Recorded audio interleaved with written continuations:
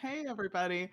Welcome to the Lost Caravan RPG. We do one-shots, mini-series, and long-running campaigns. If it's TTRPG, we pretty much do it all.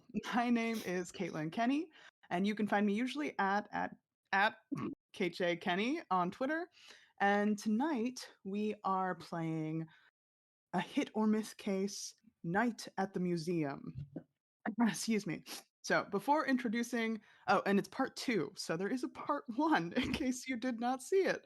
We're going to do a recap to help you along if you didn't. Um, but before we introduce tonight's cast, we have just a few announcements to get to. So we have two sponsors. We've got HeroForge.com and EpidemicSound.com. You can use our links for both. They're posted in the chat or will be soon to support us and the content we make. Excuse me. Hero Forge is awesome. I use it for a lot of character art and building. And they have so many options and they just keep adding more. And Epidemic Sound, I'm newer to, but they've got some great sounds and you can hear them in any of these streams basically. So if you want to check out our previous streams, we have hundreds of hours of content just waiting on our YouTube channel. And if you want to support us in our community by checking out our merch, you can find that at our website, lostcaravanrpg.com. So let's go around and introduce our sleuthing crew for this evening. Players, can you please introduce yourselves with your name and pronoun and your character's name and pronoun? All right, and starting with me. Hey everybody, it's me, Sir Heckalot. Tonight I will be playing Lenore Valise, and the two of us use she, they pronouns. Let's move on to who's next. Mir. I'm Mir. You can find me online at Mir Draws on Instagram and on Twitter. My character is Lise, or full name is Charlie's Daphne Angelis, but she goes by Lise. And she uses she, her pronouns as well. Howdy, everybody. I'm Matthew R. Dawson, and you can find me on Twitter and Instagram as @ScruffyWanderer. Today I'm playing Heracles Peridot, an elderly gnome rogue, and we both share the pronouns of he, him. Hello, I'm Jason Fryer, writer, game designer, and general curmudgeon, he, him. Tonight I'll be playing Dolores Ophelia Applebottom, the most annoying person in the party.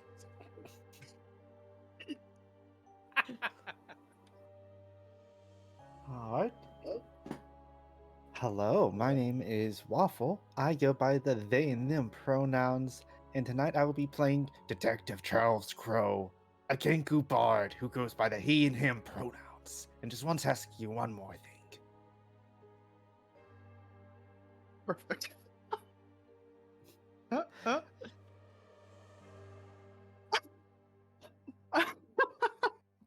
All right. What? I think we're being great. Oh. Right. Okay. Oh, wait. Amazing. This is fortuitous, I feel. For the way tonight will go. Again, I'm your ecstatic game master for the evening, Caitlin Kenny, and I'm beyond thrilled to continue this little homebrew mystery of mine.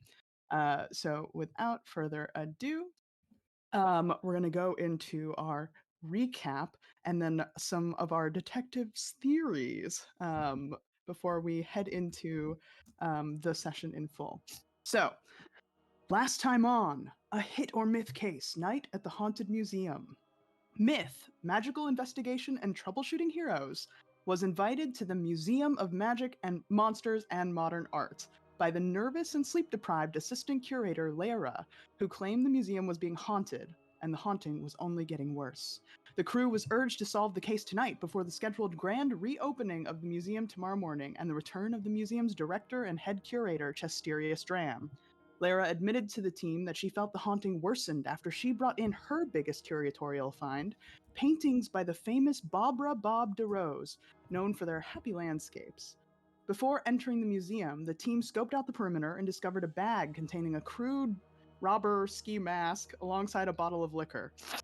Once in the museum, the crew split up to check out the workshop and follow a mysterious creature into one of the 3 branches of the museum.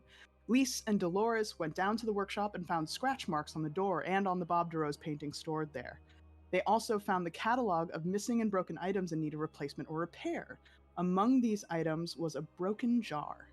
Lise and Dolores took this info up to Hera, Lenore, and Charles, who, in their time, followed the creature into the Cavern of Monsters. Charles stuck his hand in the mouth of a display banderhob and discovered a bottle of liquor that matched the one found outside, as well as a lantern of tracking that tracks fiends.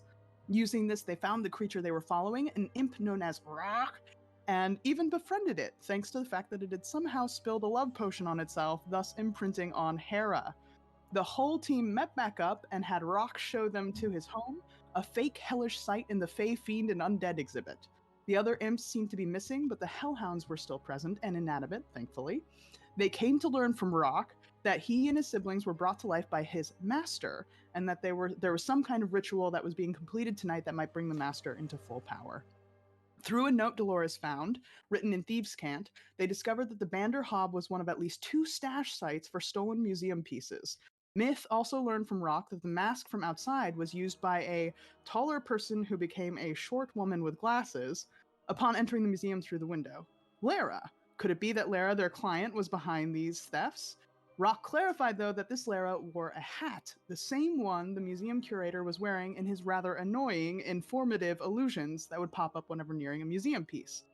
And the crew realized that it must be Chysterius Dram using a hat of disguise, impersonating Lara to frame her for the thefts. They broke into Dram's office and learned that he was, before his current post as museum director, the ringleader of a circus that Lenore's former love, Lysander, worked for too, and that Dram had a fair amount of blackmail on Lysander and presumably on others, but to what ends? After a small trap explosion and the hiding of said explosion, the crew finally went to the modern art wing to see Rock's master. It was a portrait of a beautiful man looking serenely over a landscape, but when you'd turn your head just right, you'd see the true wicked smile and reddish tint of his skin. Hera used his eye for detail to uncover that the artist's name started with an Abba. After magically conversing with Chalk Message, through Chalk Message with a painting of a monster hunter, they discover that the master is Abaddon, a devil who was captured and put in a jar by this monster hunter some years ago.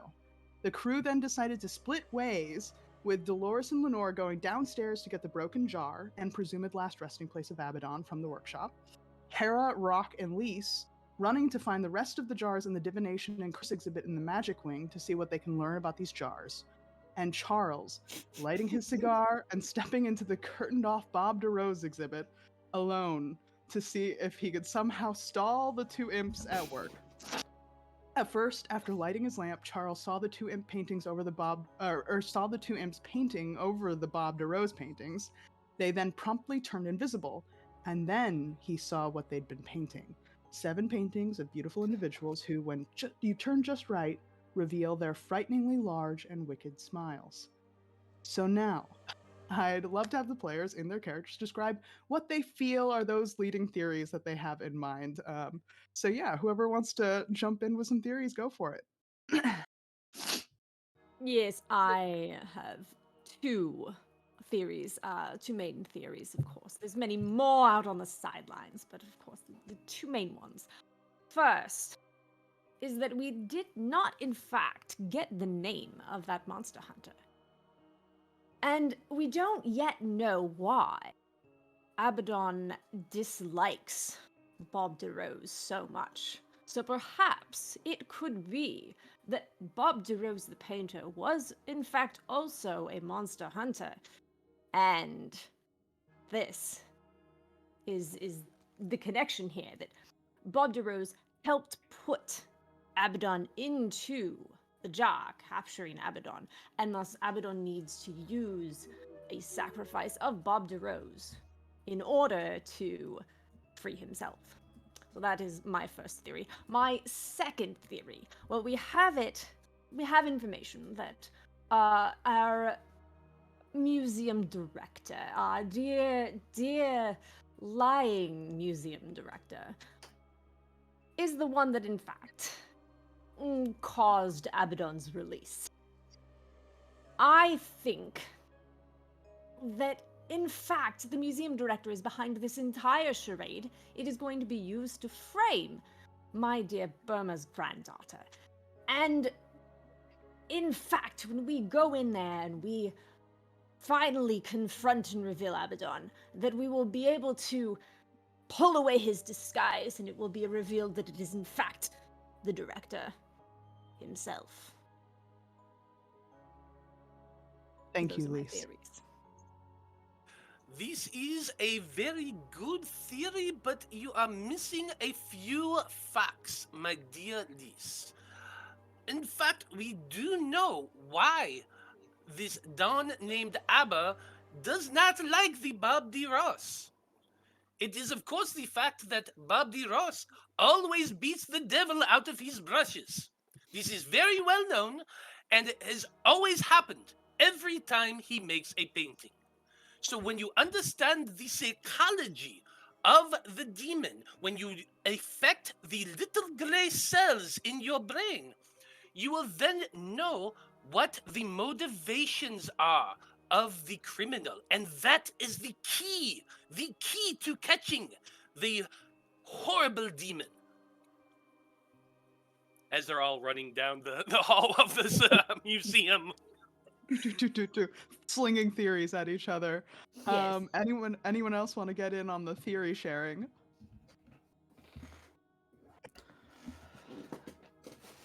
All right. Dolores, yeah, Oh. Dolores has absolutely no theory at this point because there's no corpse involved.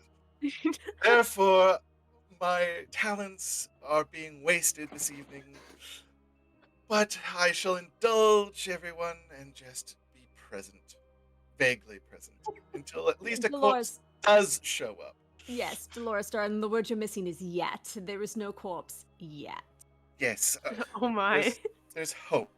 Hope It is fine. to be The crushed. Lord is never present. We all know this.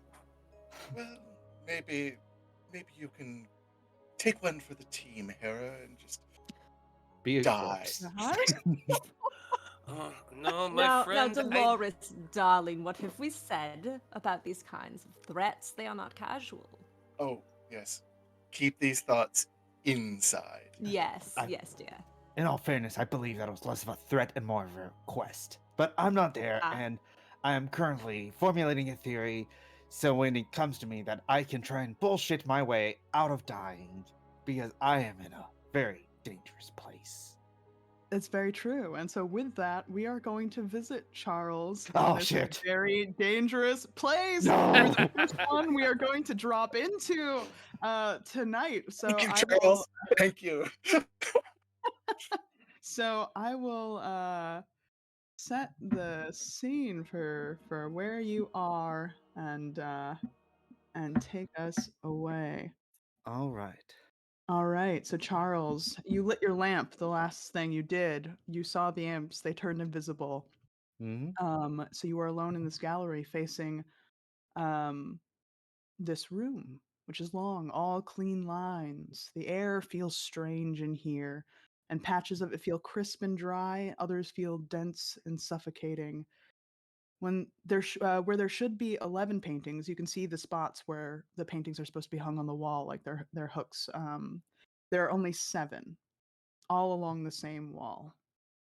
2 of them have been haphazardly nailed to the wall. Now that you can see as you're taking a little bit more of a look. Do you walk farther into the space?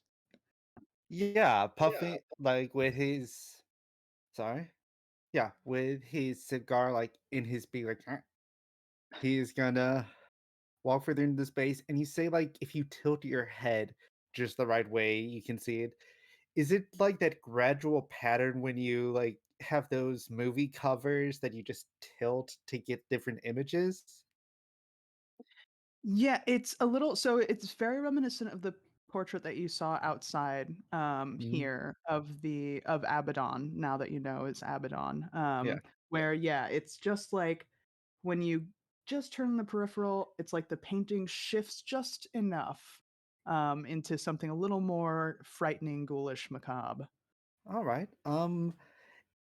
If it's okay with you, I'm gonna start walking up to one of the paintings, just looking at it and like taking a cigar out of his mouth as he says, "You know, I had a cousin. Was it a nephew? Yeah, I had a nephew who was studying painting, all these marketing techniques they're using in the big cities. They I'm just talking to the room, trying to annoy whoever's here. It's a Right. thing called lenticular design. It's this thing called lenticular pictures. So So it'll look like sorry. You hear this kind of voice boom out from the darkness. Um, somewhere. Roll me a perception check. all right, I will roll you a perception check. Yes. That's a natural fucking 20. Woohoo! I mean, the voice Nice. is so booming, you like automatically know the direction it's kind of on the opposite corner of the room near the entranceway. As you've kind of taken steps in, it's like it's come behind you. Um, you're not exactly sure what it's coming from because is no source necessarily, but you can very clearly hear the direction. Um, and there's kind of like a chuckle for a moment. I'm so curious. You seem so interested in art and have seemingly sought out my little solo show. It's not open yet, but you're more than welcome to be the first guest if you are a curator of such things, a person with fine taste. Oh, I'm not a kid. I'm a humble detective. My wife, though, oh, she loves art. She's an amateur artist herself. She always took those night classes at the college. Oh, but no, I'm getting ahead of myself. Yeah, so I presume I'm speaking with the master of these imps. Yes, I suppose one might call me that, but I think I would first and foremost call myself an artist. An artist. You know, I can see that. You know, they say good artists create on their own, but I know all the greatest artists just take other people's paintings and then alter them to further fit their artistic vision. You know, it's one thing to be able to paint on a blank canvas, and he just like is running his hands across one of the. How fresh is the paint on the paintings? Which painting do you approach? I'm gonna go towards one of the ones nailed on the wall. Okay. I think the one on the farthest left. So as you approach this painting, you hear like a low chuckle. Interesting choice. And as you approach it, what you see on the painting, this one is actually drier. It seems like, this might have been done a couple days ago or something. It's still fresh because, that paint hasn't like really sealed, but it's not like just applied. Um, the painting is of a person shielding themselves from three women who are reaching out to them. Huh. Is this a scene from your life, artist? Well, when I first started, everyone told me I needed to, what is it, paint what you know? I started with that and quickly found out here on the material plane that that's not as, palatable to people here. Oh, So, so you're from what is it? One of the not the elemental planes. You don't sound like someone from one of the elemental planes. Lower? possibly. Possibly, yes, of course. An artist can't give too much of his identity away. After all, that is very powerful, isn't it? It certainly is. Wow, we are of a similar mind, aren't we, my friend? I need you, Charles, to roll me a performance or persuasion check. And this is going to be the first of several as you have stumbled into the mechanic of essentially dive. Roll me an insight first. All right. Wow, I'm doing well tonight. I can't wait for that to go the other way. Insight is a 22. 22. With a 22 insight, as you're kind of speaking with him, um, you get this impression that he is really like drawn into this conversation and also like really present with you. Um, he doesn't seem of split minds. He doesn't seem like he's thinking in multiple places at the moment. He seems very locked into this conversation. Um, All right. I have I have a bit of a pitch of what I want to do in the broad. Since I yeah. want I want him to get him to kind of underestimate me.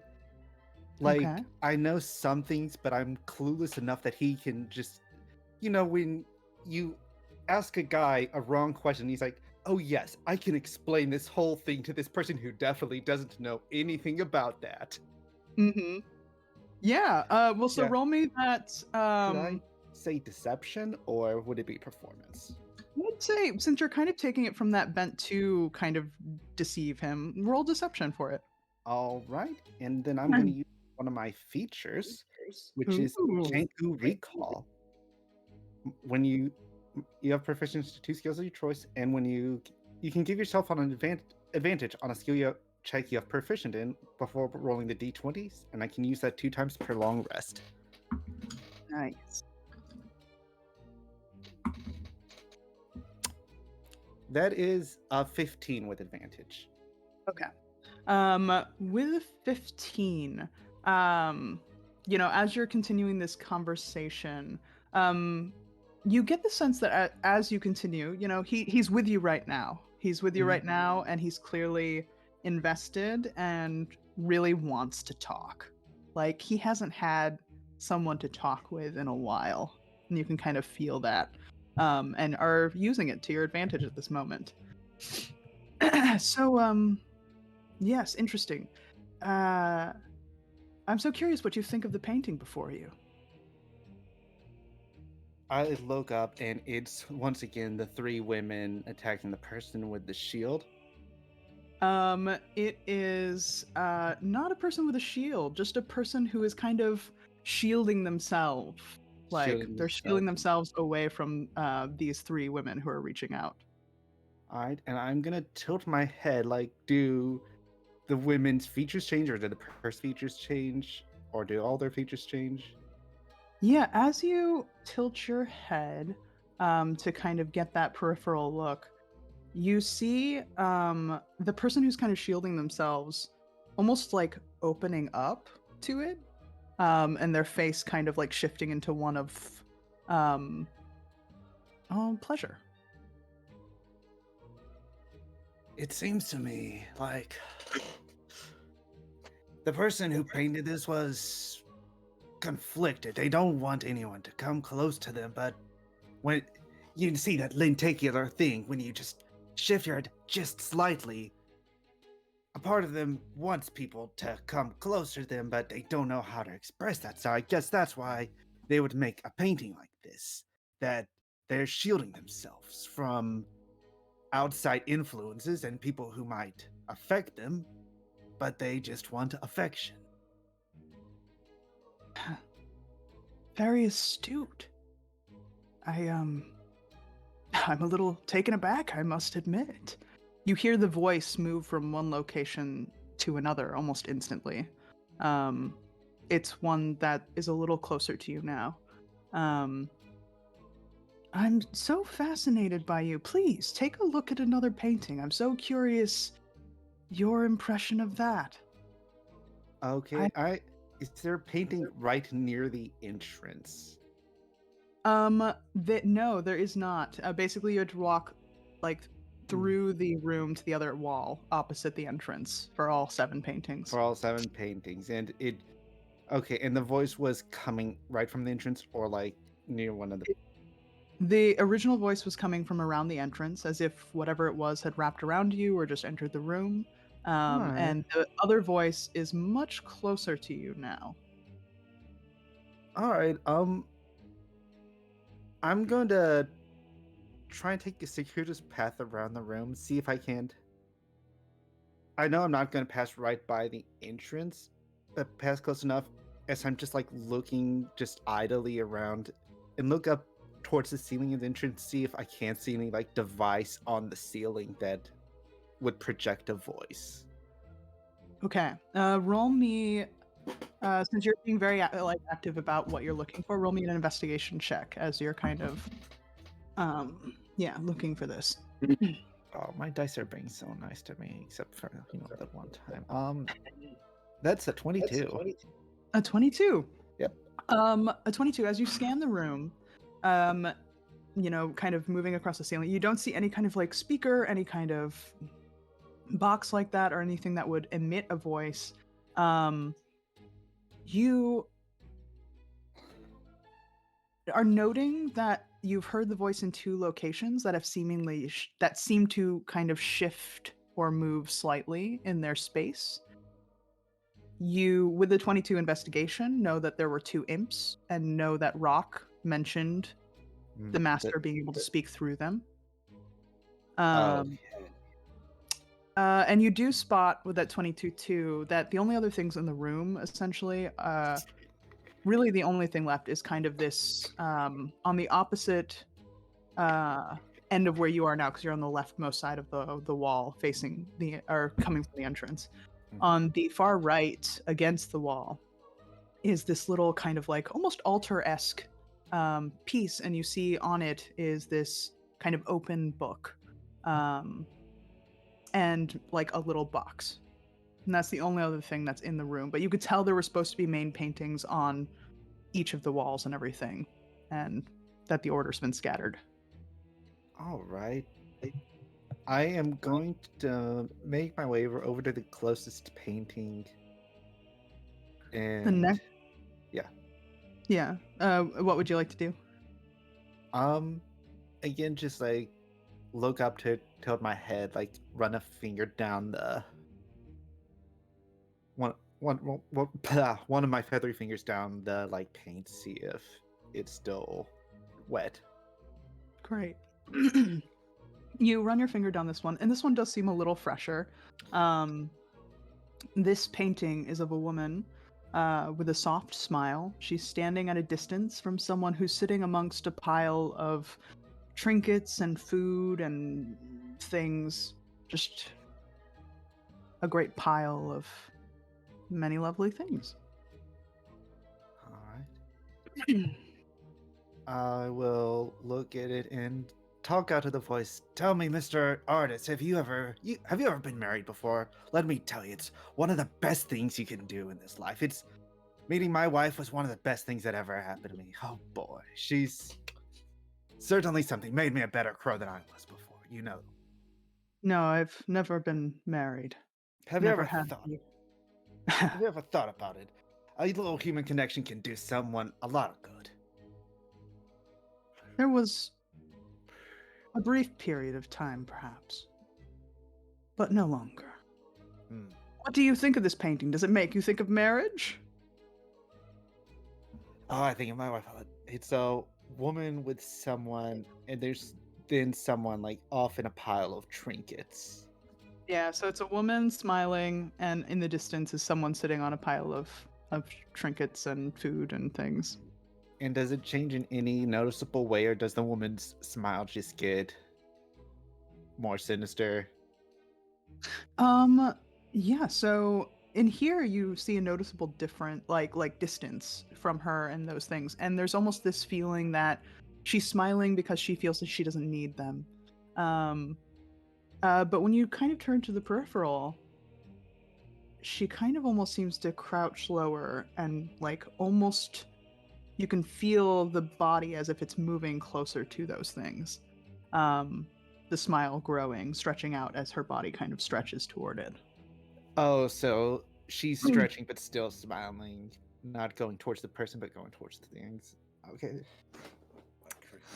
Tell me, I have heard every artist puts a little bit of themselves in their paintings. Are you the woman, or are you the figure with the things?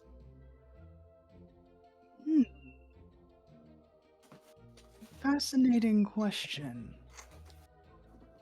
I suppose I'm both. Oh, so you don't need a part of you? Or do you not need someone else who used to be in your life? Because this seems to be a thing, but again, it's that lenticular design that my nephew always talked about. When you look at it just the right way, you're going back to the person you were okay without. And I mean, is it kind of like how these were all Bob Dura's paintings? Are you were you okay without him? Barbara shared your keen eye. And with that, we're going to shift over to our next set of my. people. Ah, Great. we're gonna launch over to Hera, Roch, and and Lise, who are headed off toward the Magic Wing, rushing in that direction to get some info on these jars. So yes, Hera and Lise, as you're going, is there any stops or anything you want to make, or you're beelining like there as quick as you can? What's the Well, we are going through the illusions, enchantments, and evocation exhibit on the way there. Yes. yes? If as we're moving through the vials, if those are within sight, easy to see, I would like to just take a brief moment to see what the sapphire vial might be. Great. And what that emerald vial might have done, since the ruby vial we kind of assume was probably the love potion. Yes, let's move us into the Magic Wing, which we have not visited yet. Oh. So as the three of you are making your way there, you feel like the tonal shift of this. We had the Cavern of Monsters that felt very Underdark cavernous. We had the Modern Art Wing that felt very modern, clean, sleek. And we had the Magic Wing, which is wooden floors leading you through dark wood paneled walls with deep blue and green wallpaper. There are lanterns that would light the way, but instead, Lise, it's your mace. That takes you through. The first exhibit you come across is, in fact, the Illusion, Enchantment, and Evocation exhibit. And in here, as you're kind of like rushing around to look for the vials, you spot the first kind of thing that's in the room is a hat of disguise, where it's kind of set up where you can try it, so you can like go under it and like try to disguise yourself as something. Past that, there is a display that's like an orb, and it says like there's a sign that says "Touch me," and underneath it says Gosh. underneath it says "Touching the orb is only for the bravest souls." And then after that are the vials. You see the enchanted sapphire vial. There is a space for the emerald and ruby vial, but there's like a little note that says they're out for polishing and repair. You see, as you step up, do you step up to it? Yes. Okay. I would As like you to step see up to it, what these are for, what they do. yes. Chesterius like appears. These vials, beautiful, exquisite craftsmanship made from true gems, preserve whatever is in the vial for eternity in its purest form. Some of these vials may be used for particular rituals or ceremonies. And disappears. Is there a plaque that says what the vials do? There's no particular one distinguishing the three that you can see here. No. Well, I'm going to swipe the sapphire vial, and we can continue through. Hera, while we are continuing through, could you please be a dear and ask Rock why it is his master so dislikes Bob DeRose? Bob DeRose. Well, We can certainly try. I believe I asked him once before, but Rock, do you know why your master hates Bob DeRosa so much? Oh, exactly. Treachery. Treachery. Interesting. Ah, interesting. I wonder if they were past lovers. That would make sense. Oh. Possibly. Possibly. Always an Rock interesting. takes your hand and squeezes it tight. This is when, Hera, you will notice that just beyond these vials are rings of resistance, and then beyond that are potions.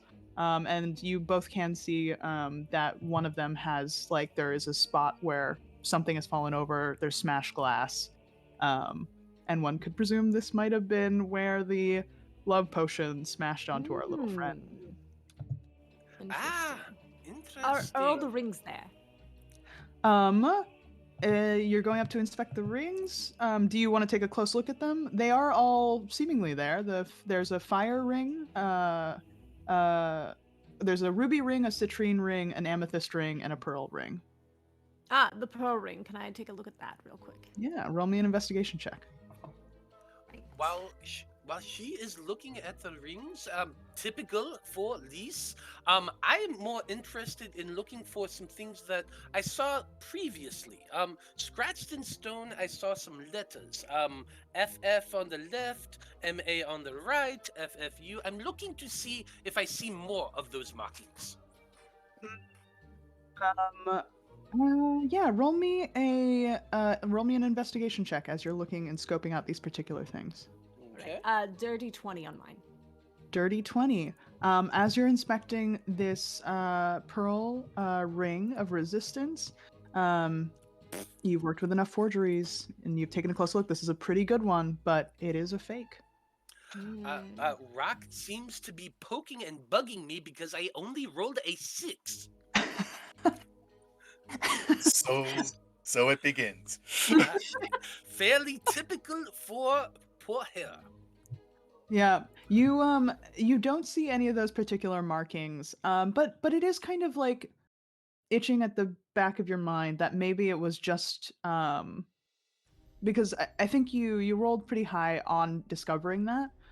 It seemed to be almost directional markings, like for someone who would get lost in the tunnels. So they seem to Gotcha. go to like monsters and aberrations, Okay. you know, things like that. And there doesn't seem to be like need for directions out here that you could see, or signs pointing in particular, or like little, inscribed signs. I have successfully deduced that that is useless and pointless to this investigation. Well done, Peridot. Fascinating. I do have another question for you to ask your dearest imp there. Could you yes. perhaps ask Rock who was using that lantern before Rock stashed it away? Excellent question, Rock. Who was using that lantern you put in the mouth thing? Excuse me. I do not know. Master said, find all the things that can be used against me. So I found Ah. them. Was there anything else you took and hid as part of that? I didn't get to it in time. Get to Oh. what? But I didn't say to Master. What was that, my dear friend Rock? Vial? One of those vials right there? The red one. Oh, what happened with there? As the I don't know. I was gonna take it. And then it was gone. Is there any left on the ground over there? Is like the whole thing smashed? No, the red vial was down with the catalog. I saw Ah, it. Well, Didn't I? Yeah. the emerald vial was down there being fixed, but the ruby vial was missing, Ah, okay. or labeled broken or something, but it was not there. That's the Okay. one that fell on rock. No, that's a No, love potion. That's a love Yeah. potion. That's not. So the blue. red, Okay. yeah, the red vial is not in fact the That- love not- potion. It okay. seems to be Yes. something that can contain and control. I wonder if it isn't that the red vial can contain infernal things. Hmm. The paper said blood. Oh, it held blood. Ah, blood. No. No, it can hold blood. Yes. All I'm right. like just looking at you, Hera, to be like, Yeah. please stop me. I'm fighting I'm fighting like- myself. Hera is like patting his head and kind of stroking him a little. Oh, my little friend, it is okay. You are doing wonderfully fine. I have I'm another piece of treachery.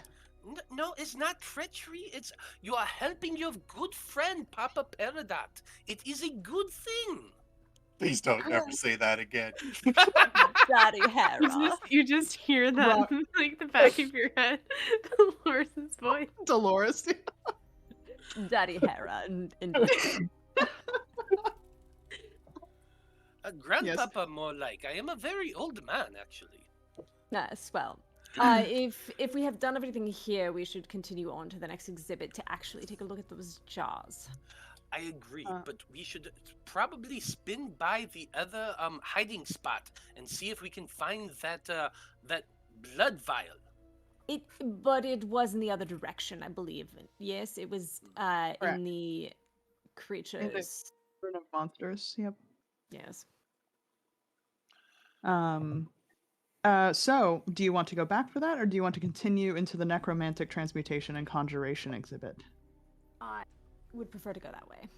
Yeah, that's All right. fine. Let's go there first. Because I believe we're aiming for divination and curses, correct? Yes. Correct, which is the Yes. final. Yes, which exhibit. has the other Oh. two jars that the broken jar was part of an exhibit with. Are you taking any Um, of those rings, just out of curiosity?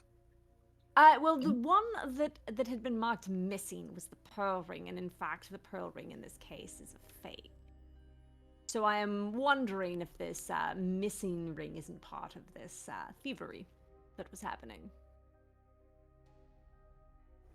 You have not checked out the other rings for their authenticity if you wanted to see if any were worth taking to you. I'm here. I'll take a look. Maybe they'll be useful. Great. Which ones do you want to look at? Yes. All of them. Great. roll me an investigation check. Okay. I would help, but they are on a pedestal that is taller than me. What's I Yeah, let me just lift you up. Oh, you can just hand me. What? Stop! What are you doing? Rock's like attacking your calves. Oh, Please. fine. I'm just giving him a whatever. Basically 15. picking up aged Bilbo here. Just hold you on my hip like a child. It'll be fine. Yeah, This is a not the first 15. You aren't finding these look authentic to you. All right.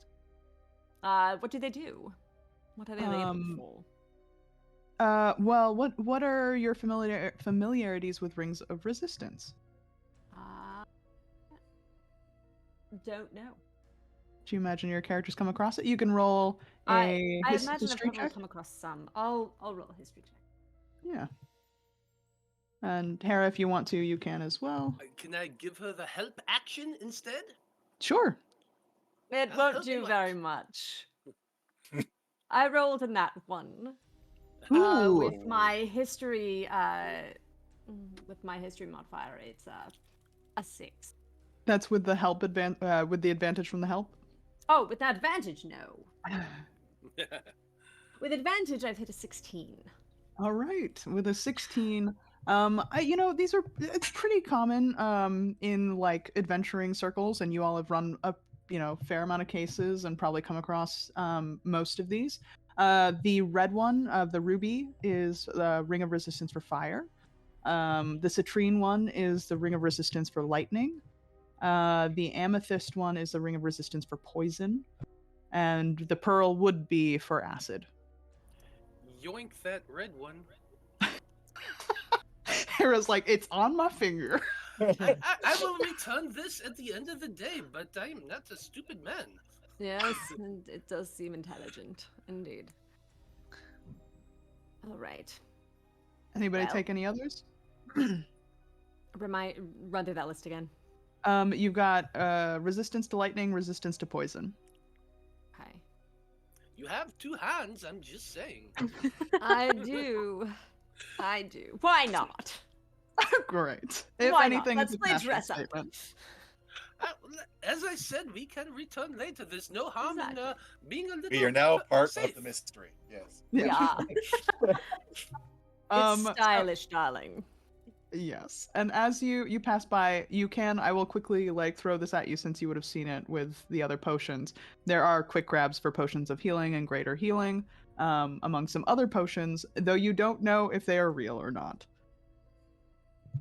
Well, I'll grab those healing potions anyway, just in case. We can Okay. put Might them as back well. if we don't use Let's them. loot the room. Yes. Water indeed. with well, food I coloring. can Enjoy always museum. heal. Stop this! I can always heal Have we before just we use given any of the up? potions. I'm a cleric after all. Last resort, yes. Potions of last resort. Okay. Incredible. So, as you continue through this room, you actually end up passing through the fireball display. It's basically looks like a fireball's just gone off on the back end of this room. And as you pass through, there's a warmth enchantment, so it feels hot to you. And you pass by wands of magic before entering the necromantic transmutation and conjuration exhibit. Before you, a myriad of undead creatures, smaller like rats, raccoons, that look a lot like a repeat of the undead section with the Rat King. You have a couple different chimeras in different strange stages. A cat with the head of a bird and the tongue of a dog. A tree that looks like a deer or a deer that looks like a tree. A dog with long reddish brown hair draped over its sad eyes and red panda feet. A teacup with table legs. And you come across a mage hand display, a misty step experience, and art of different summoning circles. And Lise, as you kind of see those, you recognize that from the catalog as one of the other things that had to go down and be fixed because they were vandalized. Which did it mention which one specifically? I don't know that you had which ones it mentioned, but there are only 1, 2, 3, 4 on the wall. All right. There's some. Can I roll if they don't say what they're for? Can I roll to see? If I They do recognize say. So each one, each summoning circle diagram lists summon beast, summon fae, summon draconic spirit, summon fiend. And that is the one. Right there, summon fiend. And with that, we're gonna go boom, boom, boom, boom, boom, and check in with Dolores and Lenore, who were headed down into the workshop to grab the broken jar that may or may not contain Abaddon. Well, I doubt it does now. So let me get to that section of stuff. So do you pretty much rush right to you're heading beelining to the workshop? Have you met me? I do not run. You do not dally. I saunter. Thank you very much. Very Okay. gracefully. That's that. Yes. So Lenore, maybe you're speeding forward and Dolores is at a saunter. But also, this saunter is in ways purposeful, as Dolores has a very keen perception, with a passive perception of 20. As you watch your comrades head into into the magic wing, you know that Charles is behind you.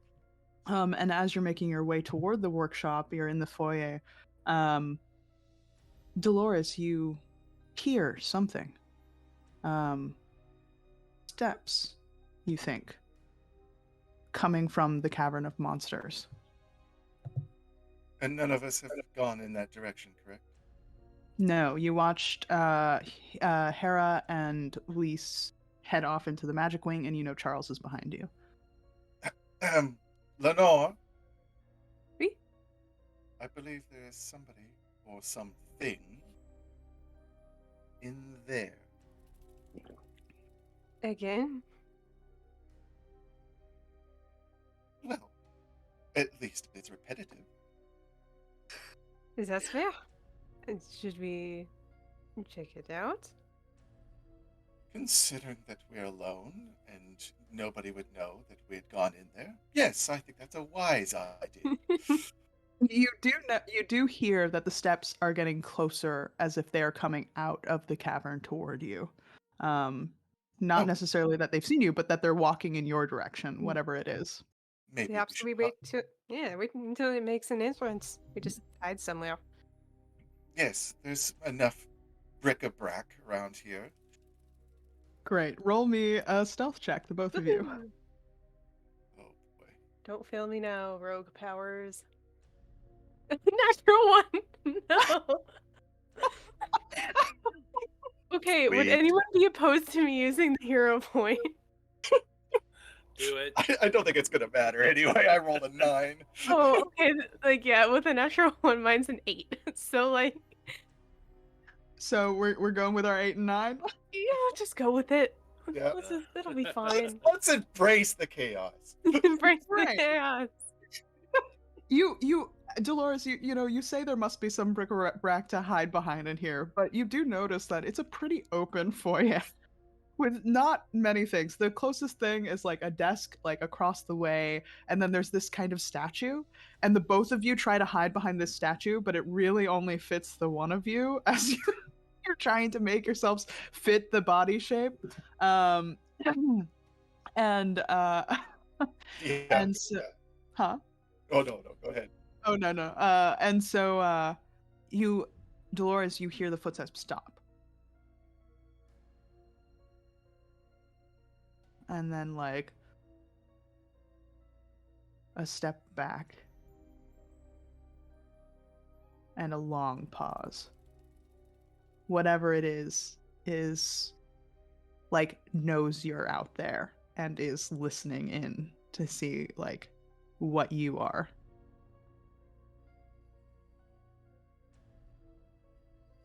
Just looking at my spells just in case. Yeah, like I have a couple tricks up my sleeve, but we'll just see what it does first. Yeah. Who blinks first? Let me roll something quick and see if caution rules here or not. Okay. Essentially a kind of luck roll. Great. Exactly what I wanted. You then hear and a step forward, and it kind of staggers, like they kind of took a knee or something, and then they're trying to get up, and it's a little funky. Hey, whoever's out there, and you shouldn't be in here. Nor should you. Excuse me, and you see coming out of the Cavern of Monsters, Lara. Glasses on, hat on, as she strides forward, kind of stumbling over herself a bit. I'm assistant curator of this museum, and you shouldn't be in here. You need to get out right now before I get some authorities in here. We are the authorities. Can I like insight check to see if this is actually Lara? Yeah. They do have the hat. Yeah. Rip the hat off. 16? Rip the hat off. 16. Tear the rubber mask off. 16. With that insight check, Another 9. I mean, the stumbly steps, the fact that this person doesn't know who you are and that they are wearing a hat makes you feel very much like your theory about Chesterius Dram disguising himself as Lara might be, in fact, very true. Jinkies. Jinkies. She stands before you, kind of like just baffled, like, What do you mean you're the authorities? You're breaking into a museum. You need to get out right now. You can see uh I yeah, Dolores. no, it's just I assure you, I wish I could leave this place. However, we're on assignment from you. Just jaw drops.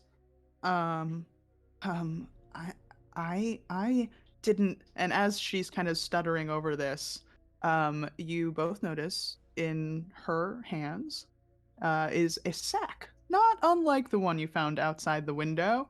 Mhm. Um, that seems rather full, and pretty heavy. Uh, I don't know what you mean. I didn't ask for you to be here. There's some kind of misunderstanding. Maybe my boss, Justerius. Um, I don't know, but I guess I'll let you go about your business, and I'll just No, I grab my think stuff and get out of your way. That's what I'll do. And she's like starts to pivot into down the stairs to like the workshop office area, and is just like attempting to like move as quickly as possible to get there. Yeah, can I like very subtly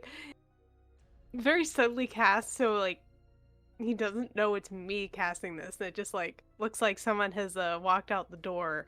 I would like to try to cast silent image of Lara at the bottom of the stairs, having like just like gotten out of the door and like is just standing there like arms crossed, waiting for them.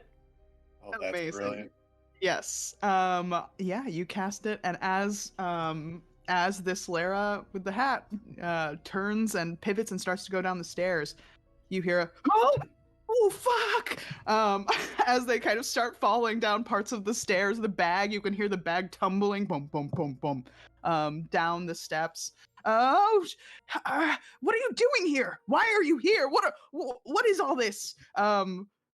And just tries to get answers out of the Lara at the bottom of the steps. Now that is a very strange set of questions to ask for someone that is supposedly Lara. Uh, uh, are you all coming up like to the Yes, doorway as Oh, well? absolutely. absolutely. And if Just possible, I pinned. would like to try to take that hat. Great. Like pinned on the staircase, Chesterius is like looking back and forth between the two ways. Sees the bag is more down the stairs. Sees you two who like he's presuming are authority figures of some sort, who have like, you know, found him out. And figures with Lara's short stature. He like just launches himself down the stairs and like grabs or like that's what he's gonna attempt to do. So if you're gonna if you're gonna launch for the hat, is that what you're gonna do in this moment? Okay, then roll me I guess kind of like an attack roll, I guess, to see Okay. if you're able to snatch the hat off his head. And I'm going to be casting blindness. Great. Oh my Valid, god. valid. No, that's great. Yeah, okay. We'll use this. Would this be like an unarmed strike kind of thing, or just like Well, okay, so let me actually do this in this order then. Dolores, blindness is like I need to roll to beat a DC. Con of 14, I think. 14. Okay, so I'm gonna do that roll right now to see. Okay. So natural 19 on the die. So you can see like he like starts to reach for his eyes and he's like, whoa, and then he's like, oh my god. Manages to shake it off. And so Lenore, but it's distracted him enough. Lenore, yeah, it's let's roll like an unarmed strike essentially as you try to just grab okay? this hat off his head. 'Cause that is quite a bit less than my dex-based attack. Oh, well, So let's do your dex because it's a little okay, more just a dex. dex. Okay, cool. Oh, I'm rolling so bad, y'all. It's a 7. A 7 as Oh, your hand yeah. like cute. reaches out to catch. He's pretty sly, and it like just completely like flattens himself against the staircase and just allows himself to kind of thump down the rest of the stairs. He grabs up the bag and like tries to launch over Lara, who like as he launches over, he like kind of like goes through part of her and is like, what the ah, and is just attempting to run into his office as quick as he can. Are you two continuing pursuit? Oh yes, of Yeah. course. I'm not Great. letting someone this foolish get away. No. Great. Well, go ahead and what do the two of you want to do? This is like unconventional. We're not going to go into like a combat scenario, but I'll kind of base it on what the two of you want to do, and then we'll like do something. Has he already closed the door? No, hasn't closed the door. Essentially, gotten down the stairs, grabbed the bag, and is like starting to get toward like going down the hall toward the office. Lenore, are we actually allowed to hurt this person? It's a legitimate Technically, question. correct? Chill touch. Great. And Chill Touch is a range spell. 120 feet. Yep. Amazing. All right. Yeah, send your chill touch out there. 14 to hit. That hits. He does not have a very high AC. 5 points of damage. All right. Damage. What does your chill touch look like, Dolores? It's just basically this dark spiral of, it's almost like flies just shoots out. It's like flies made out of ice and then kind of swarm around them. That's cool. Yeah, these flies come out and he's just, what is happening? What is going on? And like completely just breaking down. And as this touch like gets him, he's like shivering into a little shock state. He's still trying to scramble, but like he's on the floor, crawling, dragging this bag behind him. I suggest still you got the hat on. cease and desist, because I can actually interrogate you when you're dead. What the hell? He kind of like turns over and faces you. Look, I'll give you whatever you want. I'll give you money. I'll give you just please don't hurt me. I'll He's still alive. Lenore, can you interrogate him back? Sure. What we want is answers. uh, um answers for what? So you hear his voice coming out of Lara's face. Answers for what? Uh, Well, we can start with. Why are you pretending to be Lara? kind of looks up at the hat.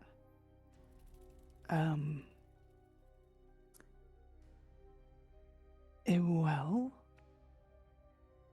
my assistant is well, she's been trying to steal things from the museum, and I thought I would catch her at her game and pretend to be here. She thought the place was haunted, so I thought I would spook her in some way and get her to stop. Really? That is a very smart plan. Yes, It- thank you. Yes, yes. Thank you. Wait, is there something Positively to help ingenious. you? Yes, yes. Was there something to help you do that in that bag like there? Oh, this is actually I the loot that I found her stashed away. This is her stash that I was going to put in my safe to go over at a future date to make sure that we have everything accounted for. Well, that might be difficult considering the safe is blown up. What? Nothing. Oh my god. Um, he's attempting to get up now and drag the rest of this into the door and trying to shut it as quickly as No, he no, no, can. no. No, get I mean- get out of here! Leave me alone! So he's trying to pull it in. What are you doing? Do you wish to pummel him? I mean, we can start with the keeping the door open. Like, yeah, Lenore's gonna just like try to like not like let him make space between the two of us and him. Essentially, he's trying to get in the office, so we're just gonna follow him in there. He's trying to shut the door and you're just like pushing it No. open and walking in after him. He's like still on the floor, kind of like backing up. Uh, Look, I don't know what you people think is going on or anything, but I just need to sit Escape, down. escape with your loot. Is that what? Well, I'll just take a seat in my chair at my desk and maybe calm down for a second. So he starts to go around to his desk to take a seat, and it's in his office chair. Okay. See, there we go. I just need to breathe a second. Do either of you want to roll insight checks on him? Yes, Yes, absolutely. That's absolutely. very suspicious. I do Great. not trust. There's Do not trust there's him further than I can comfortably spit a rat. I'm sorry. that is that is a oh, a non-natural 20. Oh my god. Natural 20. Dolores, how'd you do? 8. All right. Dolores, you're just thinking of I how just don't care, to be honest. Yeah. He got some tricks in that desk. It's really just it's just embarrassing. Truly, this person. There's nothing Yes, else I about am so annoyed. The offense has blinded me. Yep. Lenore, though, I mean, this is sus as hell. And you know that you all didn't look under the chair. You know, you looked under the desk, and there didn't seem to be anything hidden there. But you know you didn't look under the chair, so that is a spot that you might be worried about. Um, Given this insight, are you? What action will you take in this moment of thinking this?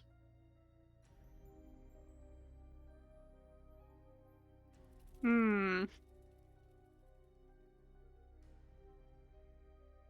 Yeah, I think Lenore would definitely like to like, very subtly like um communicate this to Dolores as well. And just kind of be looking around the office like very casually as, she's going across whatever questions she's going to ask. Um and say something to the effect of Dolores, would you like to take a seat as well? Her eyes kind of move over to the chair that curator's sitting in. Back to solid eye contact with Dolores. I'm quite comfortable here. Oh. Yes, maybe we should. So which chair were you moving towards? Sorry. Let's see. I'm going to try to sit. Across from him. Okay, yeah, there's like one chair across the desk. There's his chair behind the desk, one chair across from it for supposed, a guest who would come in, and then there's the couch full of clothes. That's kind of in the corner. Okay. And sorry, I'm just currently looking up one of my spells. So. No, that's fine. But Lenore, where were you? I couldn't hear where you were headed. Just kind of like casually like walking around in a room. I think she's gonna like try to circle the desk to be on the same side as the curator. Just like, casually like look to the bag that he is now dragged in here. Yes, let's continue our conversation. Let me see exactly what you have recovered. Because we saw that there was a a catalog of missing things. It would be just wonderful to see that those items have come back. Okay. Okay, I'm gonna be like more straight with you here because like I'm figuring since my safe is blown up that you have probably found some things that you think might make me look a little scummy. I'm gonna tell you you're wrong, but in a different way than I did before. Um, I'm While just trying. while he's paying attention to Lenore, I'm going to use Mage Hand and sneak around behind his chair and just basically see if I can grab anything from beneath the chair. So if there's something that I can sense there. Great. Roll me an investigation check. You can't see it, so at disadvantage, as you're trying to feel with your mage hand, basically something that may or may not be hidden in the chair. Okay. Investigation, you said? Yes, yeah. Okay, so there's an 18 and an 11, the lowest. 7. Um, the hand is kind of feeling around, and there's nothing like overt. Like it's not just like duct, and there's not anything like duct tape to the bottom of the chair. um, but that doesn't mean that there's not some kind of compartment or side thing on the chair somewhere else. But your hand Okay. is not finding purchase on anything in particular. And Um, while they're talking, I'm just going to leave it there then. So if he reaches for anything, he's going to get a bit of a surprise. I'll just basically give him a handshake if he reaches under there. Great. Uh, just look, times are hard. Um, here, let me and out of the bag he pulls out a bottle of liquor, one you've seen many times over. He takes some of the mugs, tries to find one that, looks like it hasn't been used, even though it has, and he's just drank all the liquid inside and it's kind of got crusted at the bottom. He pours some in there and hands it over to you. Um, you know, just speaking, person to person, he still looks like Lara. He's still got the hat on. Um, just like sometimes times are hard and you figure out a way to survive. And that's what I've done. Is figure out a way to survive. You can understand that. You look like a person who's had to survive. Am I right? You would not be incorrect. But you Yeah. know who has also faced hard times because of what you are doing? Is the person that you are trying to be. You, that family. Do you come from money? Perhaps? Uh-huh. Do you come from money? He looks over to you, Dolores. Of course I do. Okay. Well, if you didn't come from money, you might know that it's a little harder on this side to make your way. The Dinkles, they've had their time in the sun. They've you know done sleuthing stuff. They bought a museum up. They've been doing this whole thing. And then I came along and I was what they needed.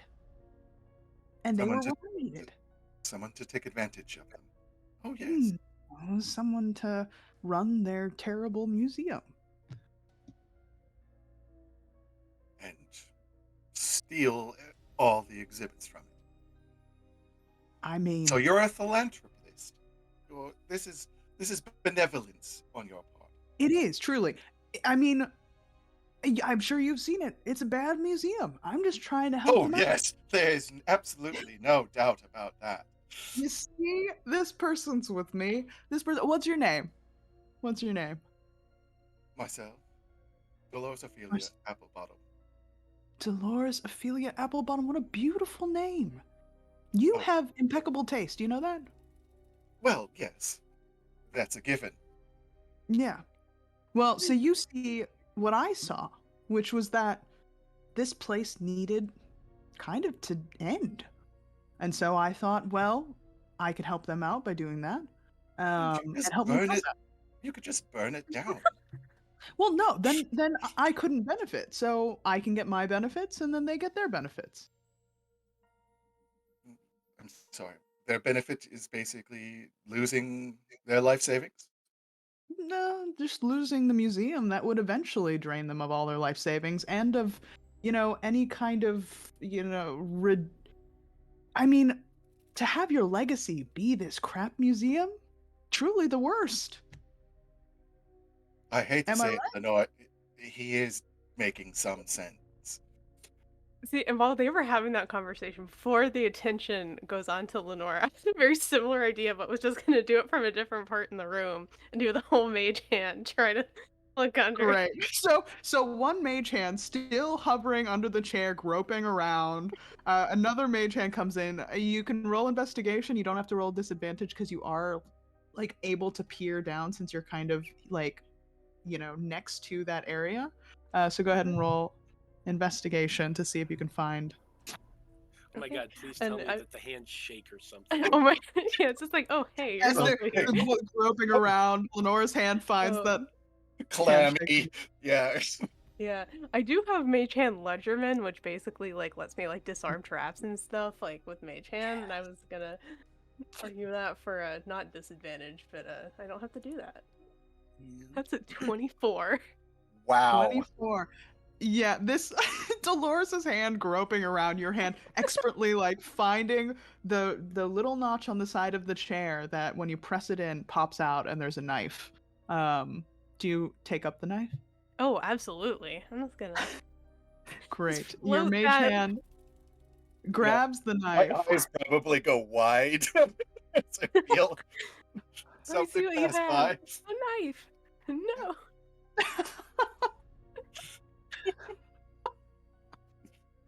So yes, your mage hand now has the knife. And Chesterius is trying to schmooze Dolores and just Mhm. He is barking up the wrong tree. Yeah, exactly. you He got doesn't me. know that, but I do. It kills me that the rest of us are not here to see this. Right. I know. I know. Y'all would be laughing. But yeah. Um, great. So you have the knife. Do you do anything with it right now, or you're just, yeah? What do you do with the knife? I mean, the focus is coming back to Lenore. So she'd just be like, yeah, Lenore says wonderful taste, and I do it to an extent. I do agree. Some of the things are very tacky here. There's no Yes. reason to do that. But you also have some very good taste. And at that point, she's going to have the knife and just kind of like stab it into the desk. Oh, you're good. You're good. Um, what's your name? Lenore is exceptional. Lenore. Lenore. You don't. I mean, there are a lot of Lenores in the world. Never mind. I look over at Lenore because I've read pieces of this. And her expression probably does drop a little bit. The very like she winks over at Dolores and the whole like Lenore's very good. Um, it's like, what is it to you? Not to me. To a friend of mine. Loved a Lenore once. Long time ago. Hmm. How tragic. Yeah. He's a close associate of mine. Is that so? It is. And we have nothing to add to that. I mean, do you want me to add anything to it? Do I need to I leave? could tell you things if you let me go.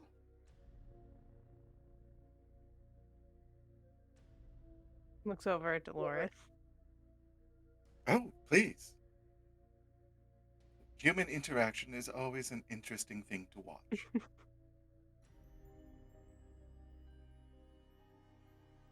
Well, that will depend on whatever information you do know.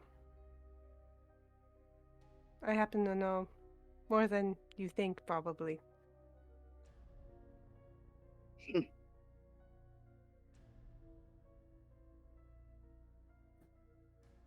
Well, I know that Lysander is here. And I know that he's in the same game as me. And if you wanted to meet with him, that could be something I arrange.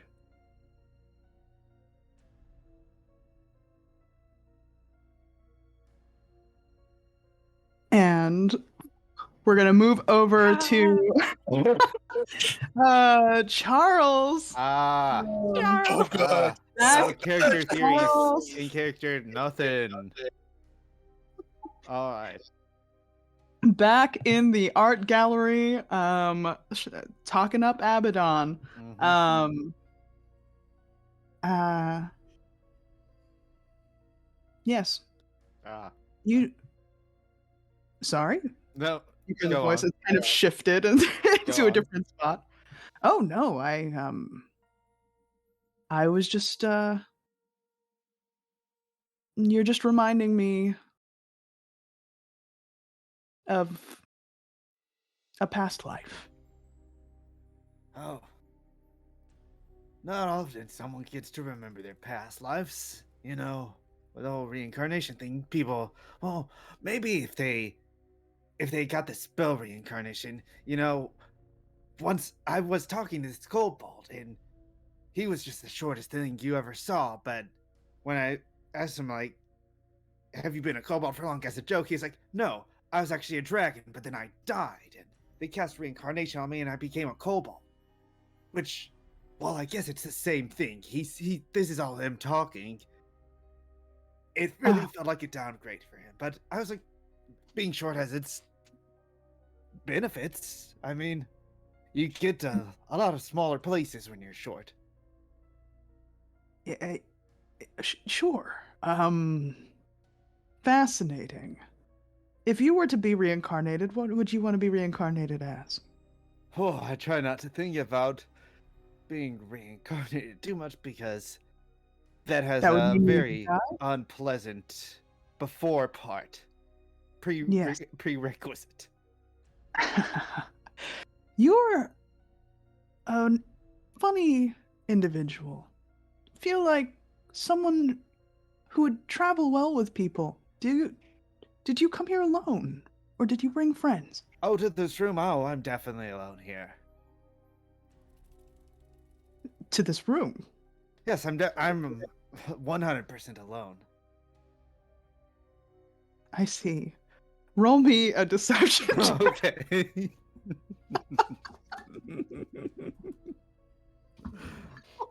Oh yeah, no, totally. I'm alone. You don't see anyone here with me. I'm That's obviously 15. alone.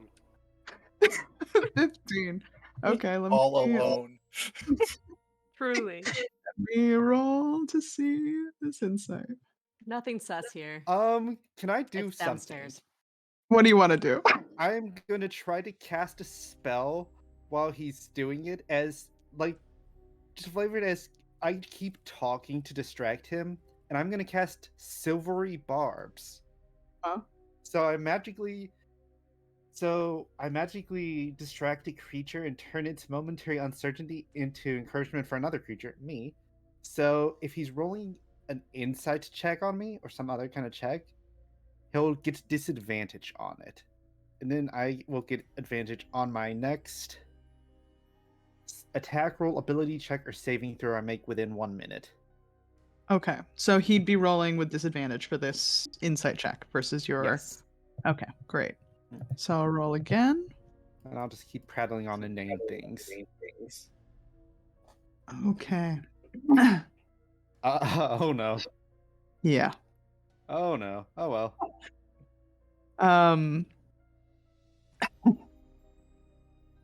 So interesting. Up until now, I felt like you were being so open and honest with me, and I was appreciative of that gesture. Oh, But now I see that it was simply a gesture. Um, and I have a request of you. of course. I'm I, always open to hear another artist's request. yes.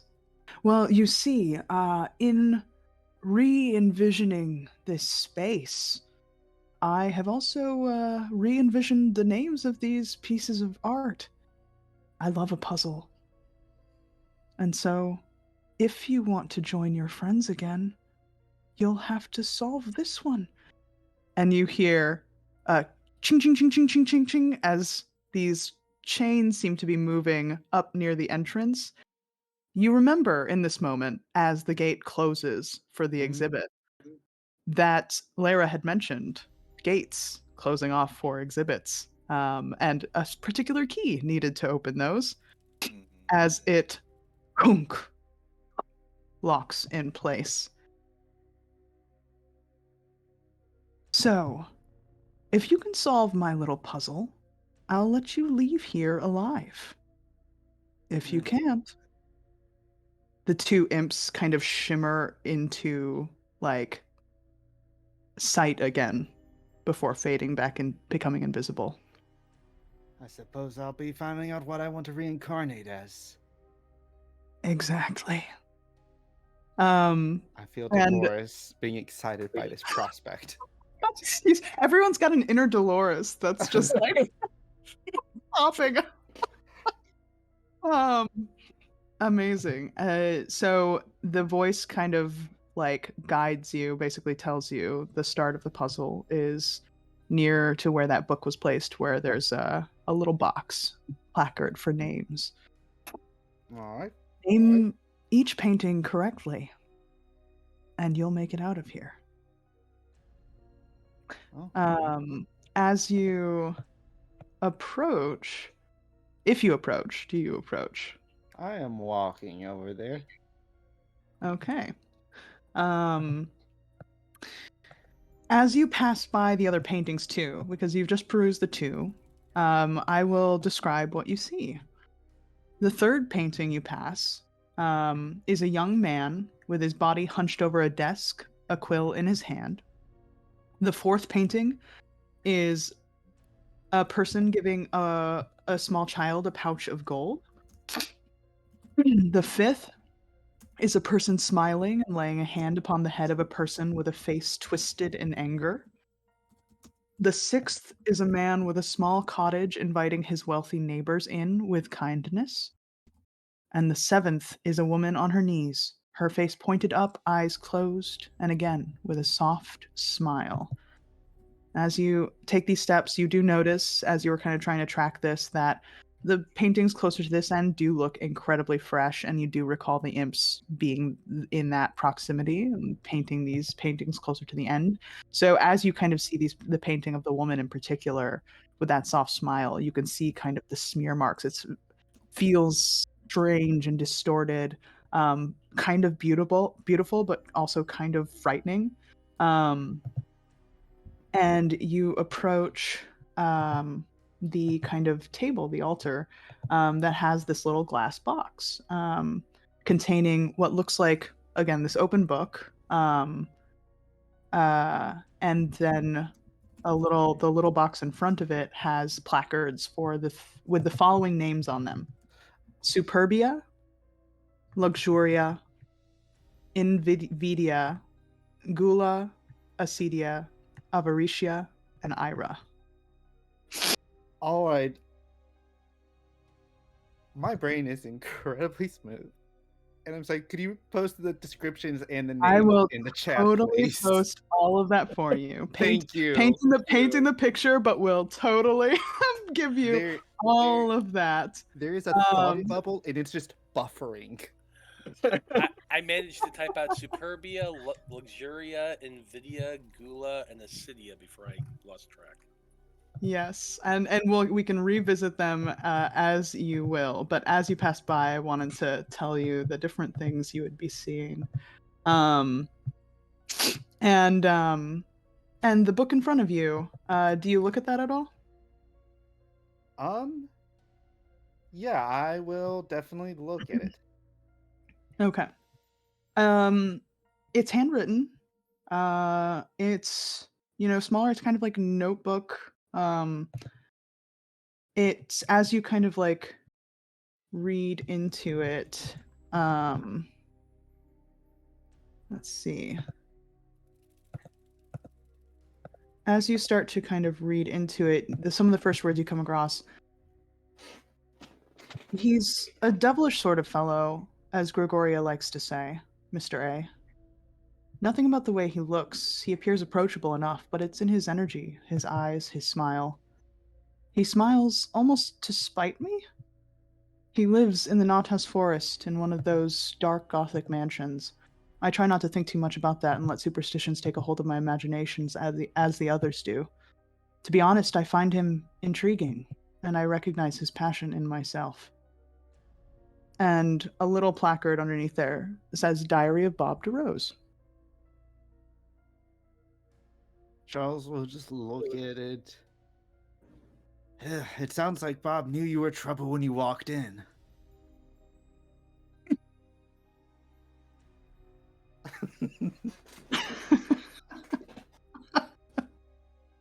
Yes. Yes, he certainly did. And And that's where we'll shift over back to Hera and Lise and Rock in the entering the necromancy wings. Let me get back to that place. The magic wing. Hera grabbed 2 wands as we were passing through, and you're just kind of looking at them right now. Just 2 wands at random. Great. Okay, so the wands that let's see. Robbing the place. Get There's take what literally you going to be a need. pile of things. No, Hera That's is the guy we're so investigating said. Hera is so OCD that everything is going to be put back in the proper place before everyone leaves. It doesn't matter how long it takes. Great. Hera, roll me just a d20. Sure. Look, I'm a cleric of the knowledge domain, which means that all of this museum nonsense is very important to me. So all of these things will, in fact, go back. I rolled a 9. A 9. Okay, so you got you took 2 wands, you said, right? Yeah, 2 wands. Okay, so one wand has a little like fire emblem kind of like etched into the bottom of it. And the other has like these almost like 3 little darts etched into the bottom. You didn't realize that 2 wands don't make a right.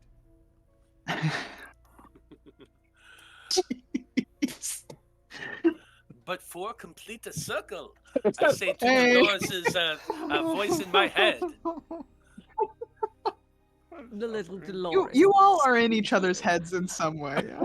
We really Probably. We've been around each other for way too long, it seems.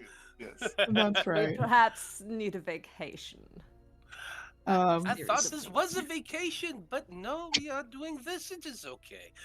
Let's go and find the little vial or jars or whatever it is we're looking for.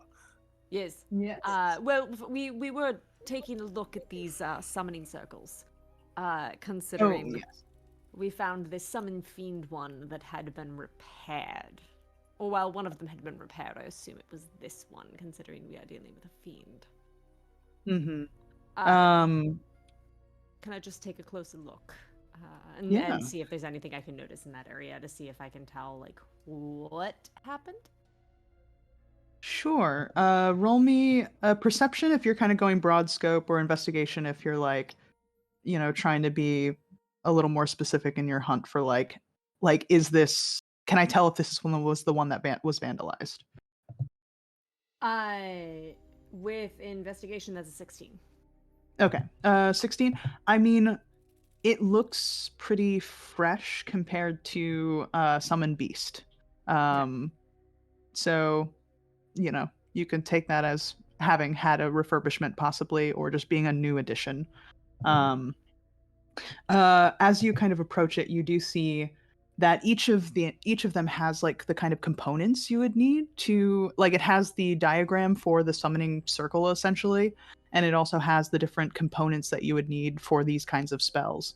So upon seeing the summon fiend, you see the verbal component is the name of the fiend. The somatic component are hands joining in a circle. The material component is humanoid blood inside a ruby vial. Mm.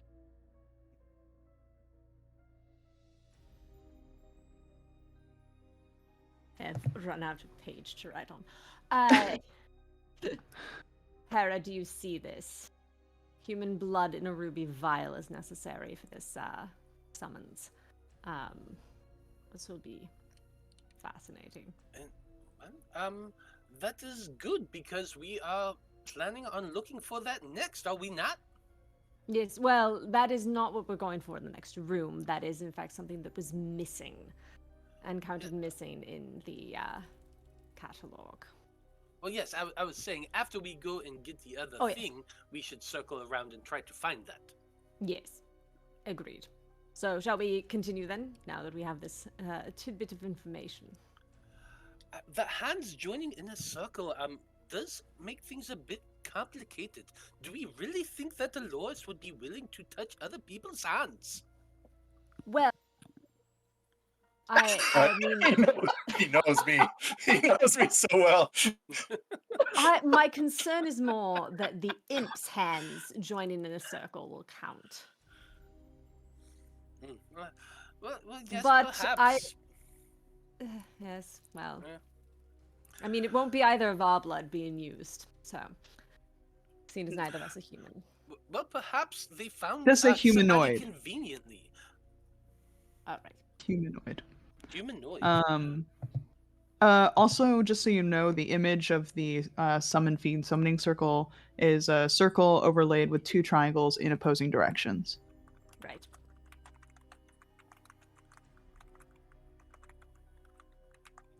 So you continue Yes, on I into the immediately draw that in my notes. This thing here is not functioning, right? This is just a diagram? Yeah, like, this is... yes.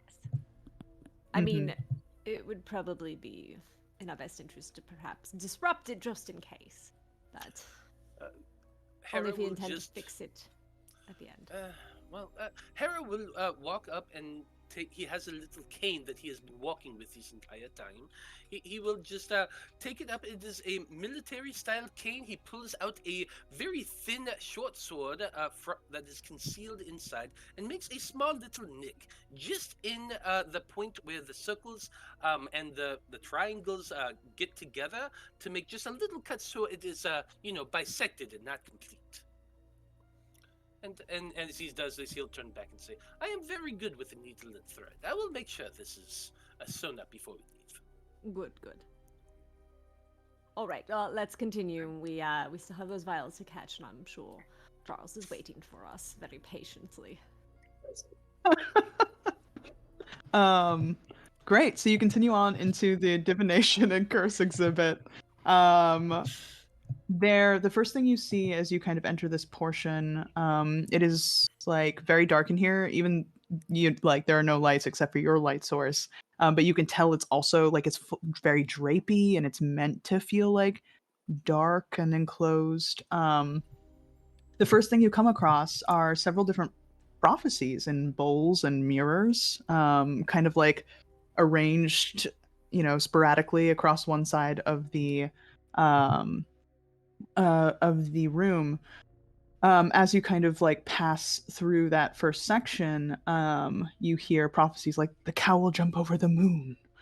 The coffee will run red on the third day, and the son shall perish while the daughter hides beneath the throne.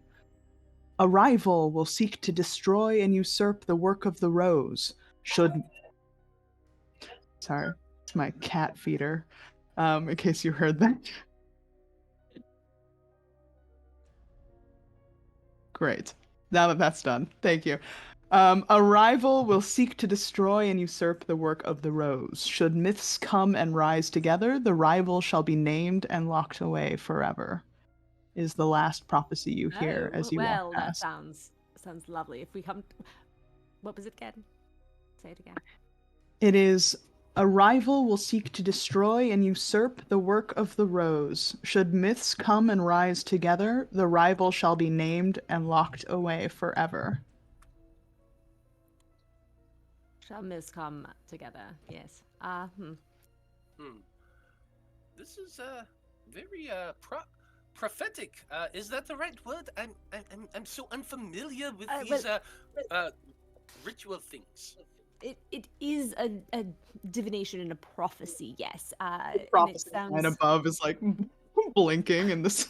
prophecy, prophecy, Prophecy. prophecy. Yes. This sounds relevant. Is it Let's a real go thing? find these. Let's go find these jars and see if we can't get the band back together, so to speak. You continue through. There are cursed dioramas as you pass through, really horrible looking things of like different, pictures of these curses and what they do. You come across the cursed amulet, like the cursed section, it kind of starts, and there's the cursed amulet, the cursed scarf, the cursed wheelbarrow, the cursed frying pan, and then you get to the cursed jars section. There are two in that part of the exhibit. And an empty space where the third belonged. Um, uh, they're just, so you see these jars. They look pretty plain to you, but they do say the cursed jars. Do you approach them? There's a little placard in the spot where the third one should be that says "out for refurbishment." Yes, I would like to approach them and see if there's more information about them. Okay, great. As you approach, Chasterius appears before you. Of course he These does. jars hold spirits. In some cultures, this is specifically for evil or fiendish spirits. So long as the cursed jar is whole and closed, the spirit will remain inside. But if it is opened or broken, the spirit must remain in close proximity to the jar or its remnants, but it may have the ability to interact with the world around it. Over 7 days, it gains power, and on the 7th, it will be free! If the jar is destroyed, the spirit is entirely freed. If you wish to recapture the spirit, it must be summoned and enclosed in the jar once more. All right, well, there's our instructions. We need to repair the jar. And then I suppose we have to make Dolores hold someone's hand to summon the I spirit. think we found our actual biggest challenge yet. Yes, indeed. I would agree. I mean, well, it doesn't say that all of us have to, though the prophecy... The Well, prophecy did implies. say everyone come together. It just so said, yes, should myths come together? It didn't say all of the myths. that is true. But it would probably be best if there was everybody involved, so... And we all know that you and I are most of the myth. It is okay. Yes, indeed. Wow. So, You, well, we don't want either of these other two jars breaking, so why don't we leave these here? We have what we need, and return and see if we can't find that ruby vial. Yes, I do you wonder what want to our check good out anything friends- else in this space before you go? I will look, since you're prompting. Absolutely. Is that you said the cursed amulet is there? I don't want to touch it, but I am quite curious about it. Sorry? The cursed amulet. Yes, the cursed amulet. That was just back a couple ways. Let's see. Perhaps by the end of if- this, we can make sure the cow jumps over the moon. That's right. That one has to come true. So yeah, go ahead and roll me general perception if you're looking around, and then for Hera, since you're looking at a specific thing at the cursed amulet, go ahead and roll investigation. You got it. Nat 20? Nat for a 20. total of 25. Great. It's those sequences, those detective sequences where you're literally like moving through the events that actually happened, as you're kind of seeing the way this is set up and like organized, you see how close the cursed amulet like section is to this jar section. You can see and like almost smell an alcoholic walking through here trying to steal the cursed amulet, and then stepping back and knocking over one of the jars, looking at it and going, oh, fuck, and then leaving. You see this all play out in your mind, that it looks incredibly haphazard. And it's just in those small details, in the way that this like stand has kind of shifted slightly, and the slight scent you get, and the little bit of like spill stain that you see. It's just in all these little details What? you're able to paint this picture. Oh, what a scummy alcoholic little dimwit. Yes. Yeah. So I rolled 11, so I imagine I found some chewing gum underneath a bench, and Hera has just been spent the last 5 minutes trying to pick it away and clean it and just muttering to himself, Hera, "This is so filthy! Why would Hera, somebody we do can this? come I back. cannot-" Hera, we have to come back anyway to replace all these other things we've taken. So please, let us continue. We'll come back to this. It is so I have deduced. disorderly. Why Yes, is your yes, it's probably the alcoholic's fault, considering he was in here and he did knock over the jar while attempting to steal the amulet. Indeed, that is So, a quite interesting deduction. It is a good thing that that man is not in this building anywhere whatsoever. Like, say, in the hands of Dolores, that would probably be the worst thing ever. It's a good. We will probably catch him later. yes, we will make sure to come That's what after him later. Yes, and that's when we flip over to thank you for that segue. You're welcome. Dolores and Lenore, knife on the table, threats being bandied about, and a mention of Lysander and a possible meeting. Um, so, uh, you interested in that kind of thing? Yes, Lenore. Are you interested in that sort of thing? Lenore like stares daggers over at Dolores. Just for a second, but they'll soften back as she kind of brings her gaze back over to curator. Um, I think today might be a lucky day. So, yes, I am interested in this meeting, but we need you to do some things first. First, you need to help us figure out whatever is happening in the Bob de Ross exhibit with this haunting, this devil, whatever is happening over there. Whatever you've unleashed with your incompetence. Sorry, what? There's a... The haunting's not real, like... Oh, it is quite real. Yeah, tell that to the imps that have been roaming around and have befriended one of our associates. Yes, it's quite amusing. Okay, sure. I help you with this devil problem. What else? You do that, you return what you have stolen from this establishment, and you never come back.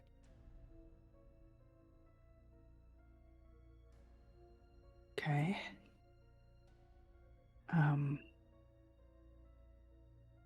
I mean, so just to clarify the language really quick, stuff from this establishment can't leave. That's what you're saying? Well, Like yes. stuff needs to stay? This is the only establishment we've been hired to investigate and arrest the criminal. Yes. Great. One second. He gets up from the desk, like veering away from the knife that your mage hand is still gripping on the table, and like kind of like steps back over to the pile of clothes on the couch and like rummages around there and pulls out another one of these sacks, and then goes back to the table, just like hand up. Okay. Opens the bag and just starts taking out bricks of platinum, putting them in this new bag. So I'm holding you to that. These things, and he takes them out. He takes out some of the museum items from this bag as he's unloading his platinum and gold as well into this new bag. And he takes out, let's see, a pearl ring, an amulet with a diamond, worth a fair amount, you would say. And a ruby vial. And he places those out on the desk. These are the museum things, and this is my stuff that I got legally gambling. So I'm going to leave with this as he's continuing to put gold and platinum into this bag. One of the bricks of platinum, you notice, is wrapped in a note. And he puts it in his bag as well. So, let's go catch a demon or whatever. Kind of ties it up and throws it over his shoulder. Is that what we're doing right now, right? Yes, and if you have any sorts of rotting, someone breaking into your safe is going to be the least of your problems. Yeah. I help you with this. You let me go. He does, And What? Hmm? Sorry. What? What Sorry? what did you Dolores say? What? What did Dolores say? Ah. No, just shh. Lenore, yes. Lenore will let you go. Yes. And this meeting will happen. Yes, and this meeting will happen. Yes. All right. Shake on it, and he reaches out his hand to shake with yours, Lenore. Sure, he's not that much of a threat, hopefully. Yeah, I'll go to shake it. Great. You shake his hand, and then he tries to pivot and twist the hand and grab the knife from the table, like grabbing over your mage hand, and tries to like hoist it out and up at you. And that is where we're gonna go to break. Damn you, scummy garbage man. Hey. We love you. Garbage man.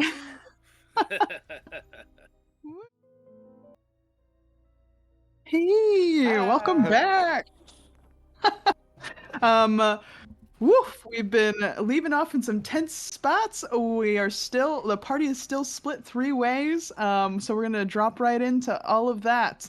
I think we're gonna start back up again with Charles, who has now been put on to start this puzzle and come across Bob DeRosa's diary. And he seems to know Abaddon and reference Abaddon as Mr. A. So Charles, you see these placards in front of you for the paintings, and you did notice that as you passed each painting, they are like empty of the placard that would have been in there. So, what do you do? I am going to double click again because I set myself to full screen on Zoom. And Charles will take each of the placards out from where they are, flip them over, examine the metal. Is the backside? I assume the backside is blank. Yeah, the back side is blank. Yes. So, Mr. A, these are Elvish. Is this Elvish? It is not. He seems a little thrown off by you calling him Mr. A. Because, you know what? I'm gonna be honest with you, because you're right. I was misleading you about this. I'm not alone. And I'm sure you know that already. As he is walking over, examining the paintings, tilting his head, he's just keeps speaking. Hmm. I have a lot of friends, and one of them taught me Elvish. A very nice friend. I'm sure you'll meet them eventually. But these all seem like sins, but all these paintings look like they're virtues. Except when you tilt your head the right way. Is that how you view the world? It's not how I view the world. It's simply how the world is. I would have to disagree with you, Mr. A. And oh god. And he's going to go over to the painting that is of the person shielding themselves from the three women. And he's going to just flip through them, and he's going to take out the one, I believe it's Luxia. That's the correct name? There's Luxuria. Is that I think that's the closest one Yeah, too. Luxuria. Yeah.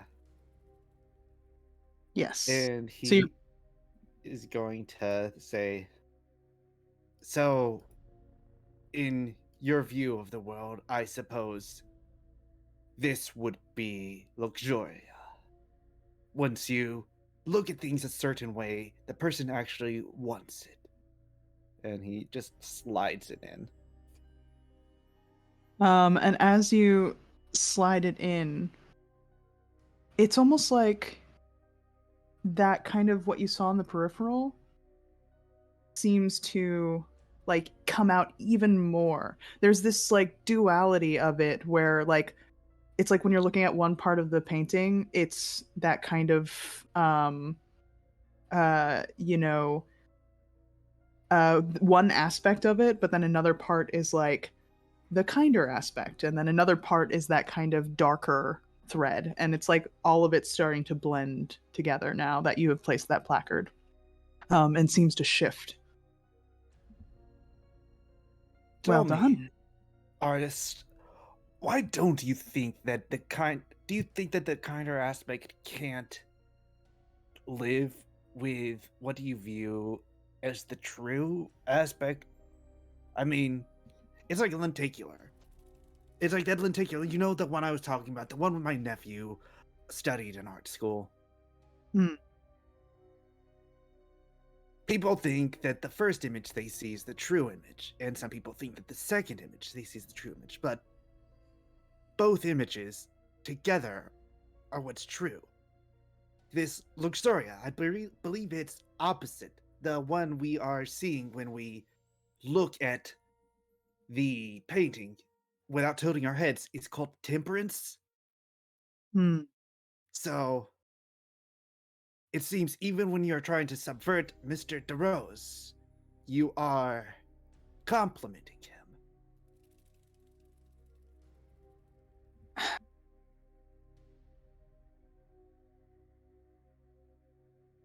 I imagine he would have liked you saying that. Is he gone? I don't know, actually. And I shouldn't care.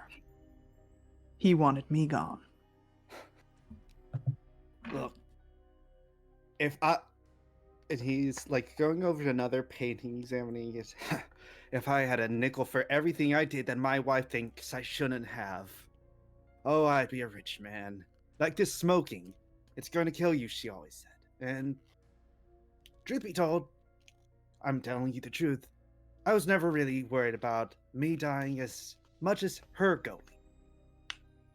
Because we're like a lenticular painting. And I suspect you and Mr. Rose are the same way.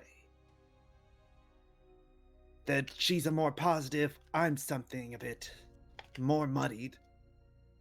But we're only each other because of our opposites. And he's going to go over to the picture of the young man with his body hunched over desk, quill in hand. Until what does he see when he tilts his head to look at the darker aspect? When you kind of tilt your head, for that one, he seems to almost melt into the desk. Like, just rather than the kind of studious, like, quill moving quickly over the page, like, concentrated look in his eye, just seems to kind of slump forward. And he moves to Acidia, and he's just like, "Do you think depression is a vice, Mr. A?" I no, I don't think depression is a vice. And he's going to, let's see. What is the opposite of sloth? What is the virtue? Because I don't even think temperance is the opposite of lust. I think that's gluttony. But he's going Coming to your mind is the word diligence. diligence. He's going to flip it over and just taking another puff of his cigar, he's just going to try to smear out diligence on the like blank side, and he's going to look at it and say, "I don't think it's diligence either." Just rub it out. So it's the I'm so sorry, Mr. A. I'm just you have one troubling puzzle because I don't think this is sloth. I don't think this is what you want it to be. What do you mean? I think this is a person trying their hardest. I think this is a person who doesn't know their limits. Because they work until they slump over in their desk. They are not being lazy, they're being over diligent. Or not diligent enough. One side.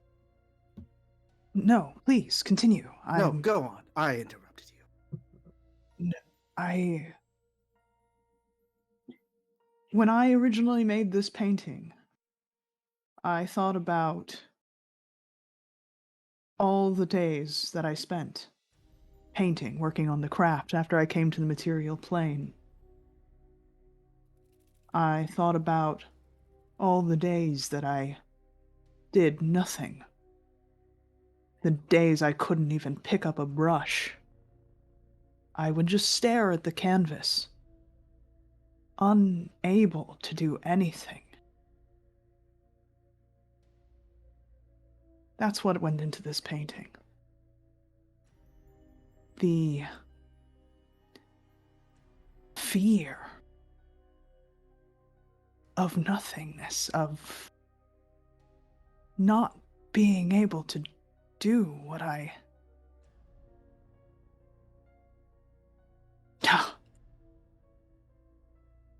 Continue. There's more to the puzzle. Yes.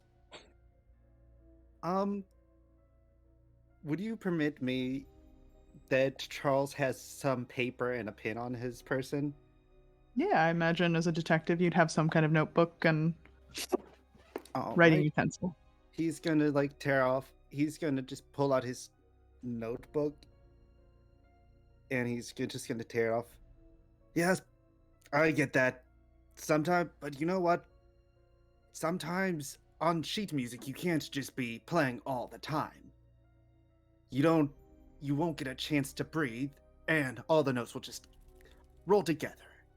And as scary as that pause is sometimes, because how are you going to pick that back up once you put it down? True art needs a pause. So, if you are open to suggestion, I know that he's waving the thing that says a city on it. I know that you think this is sloth. I know that you think that negative aspect is something to be feared. But I would rather call this painting the action and the pause. because the positive is the student is working their hardest at this arduous task, and then they have to rest so they can continue working when you tilt your head back. The action and the pause.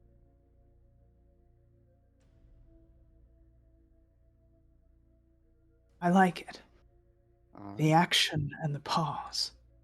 He will write it down on a piece of notebook paper and slide it into the place the placard would normally, the torn piece of paper where the placard would normally go. As you do that, you watch as the kind of paper starts to transform before you and become like the metal placard you would expect to be in that place. The text engraved in this metal placard, the action and the pause. The painting starts to ripple in the same way the other one did, the one that you put Luxuria into. But then it starts to solidify into something of the young man working and like leaning back and pausing for a moment and coming back to it. It's almost this like repeated, it solidifies into this repeated gesture of this movement of the action and the pause. It doesn't look distorted. Yeah, it doesn't look distorted in any way, but it moves through this cycle. The art has changed. He just puts his hands on his hips, smiling. And then he will go over to the second one, the woman who is smiling as she is standing the distance from someone sitting amongst a pile of gold and trinkets. And then it's the same one when you tilt your head. It looks like she is going to like just stretching towards it. Mm-hmm. Now, in this, what do you think the woman wants? Does she want the trinkets and the food, or does she want the person inside of them?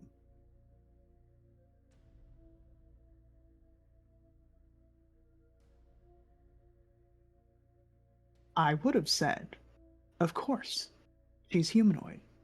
She's of the material plane. She would want the material things. But please tell me how I'm wrong. Well, a lot of people want the material things. A lot of people you might think you might have more in common with than you want to admit. I've solved a lot of cases over the years where people valued material things over what they should have valued, over friends. In fact, one of my first cases was an author killing his co-writer because the co-writer was going to stop writing the books that made them both rich and famous. And he got so obsessed with the material possessions, and he holds up Gula. He got so obsessed with the material, he forgot about the spiritual. Because we are of the material plane, but we're also people, and I draw more strength from my friends, from people like Dolores, than I do. And he draws his rapier, just like sends it clattering across the floor, than I do from weapons.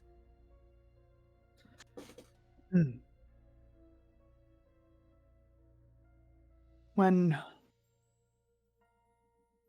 before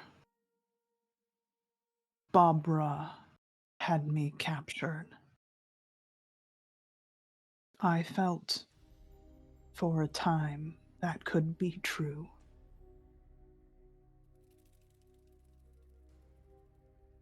But only for a time. And then it was ripped apart. That feeling. He broke your heart? Him capturing you? Heart? No one could break I don't have a heart to break. My friend, Your words say one thing, but your voice says something entirely different.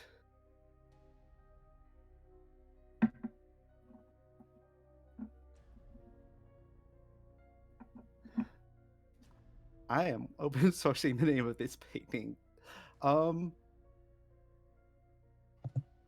Let's see. He looks at it.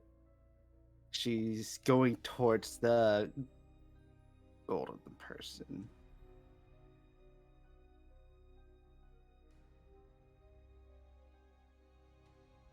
What about desires unrequited to match the heart that wasn't broke, to match how you feel about Bob Ross? You won't be able to.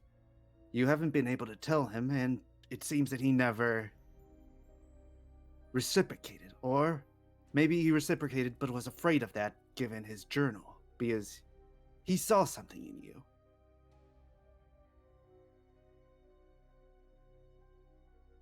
You are denying yourself by the positive side of this painting, but even on the negative, you're not letting yourself really go towards him.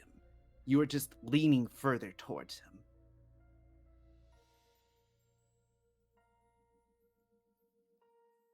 Desires unrequited.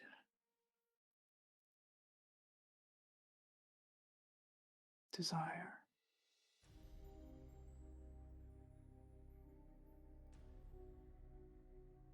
Yes. And he'll do the same thing, just Slip it in. You slip it in, and this one takes a strange kind of transformation. The placard settles in place. And what you would expect of these desires of trinkets and things like that in kind of choosing this title, they seem to almost spread to the background, like becoming a part of the landscape. And instead, it's the two people staring at each other, or rather, one of them staring at the other person who was originally like amongst this pile of things, and the other person turned slightly away. It doesn't feel as complete or like wholesome, maybe, as the last fitting. mm-hmm. There's almost a forlornness about it, but it settles in the same kind of way, and the action that takes place is a turning of the head where they're looking at each other and then the other person looks away, or is it vice versa where the person's looking away and then looks toward? It's uncertain. He's going to place the placards down, and he's going to just look at the painting. And what do you want out of escaping? Sorry, DM asking, what did you want? What do you want out of escaping? What do I want out of escaping? Out of coming to the material world again. That's why you're having the imps paint these, isn't it? These are the 7 sins.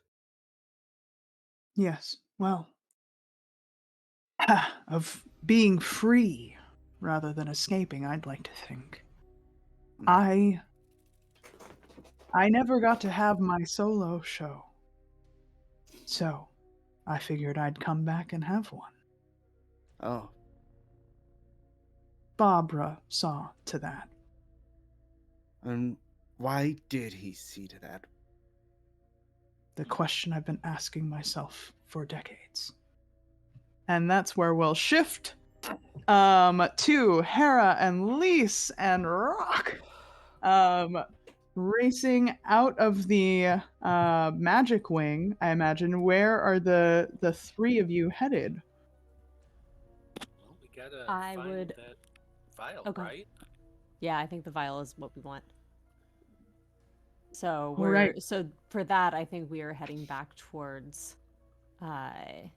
since we know it's not, it wasn't with the sapphire vial, then probably heading back towards the workroom with the catalog and all that, since that's where that stuff like since that's where the emerald vial was, and potentially the best place where we might find the ruby one if it is still here. Totally. So you all are rushing back in that direction. Hera, as you're kind of as you're all kind of going as quickly as you can, you feel a little tug on the back of your coat. Yes, my little friend. What is it? I love you. Oh, that is very sweet. You are such a sweet little boy. I'm not feeling so good. How is Rock looking right now? Roll me either a perception to kind of get the appearance visuals, or an insight to just get the feeling of the what Rock is trying to mean by saying that. Insight is my shtick, so I guess I'll go with that. God damn. So going with the consistency of the night, I'm rolling a 9. All right.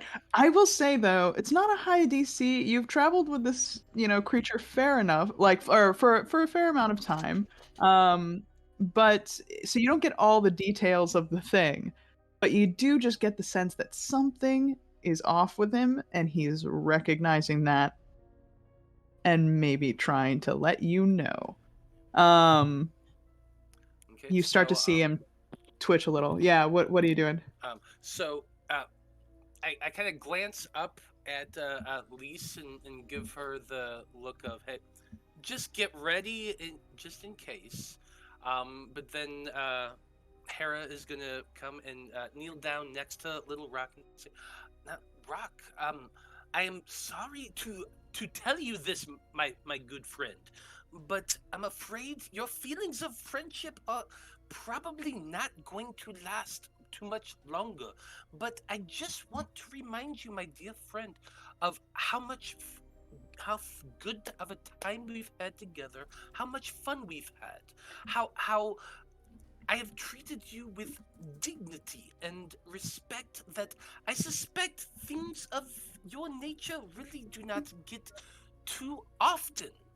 And so I'm asking you, as this, whatever it is that begins to ends in the clouding of your mind, you remember this fact and perhaps instead choose friendship instead of, well, and to be completely honest, instead of being impaled by a crossbow bolt, which I would absolutely hate, and would rather see you come along with us and perhaps stand against somebody who seems, well, depressing a little bit at this point, but we should still deal with this fact. So yes, please, come help us and be our friend.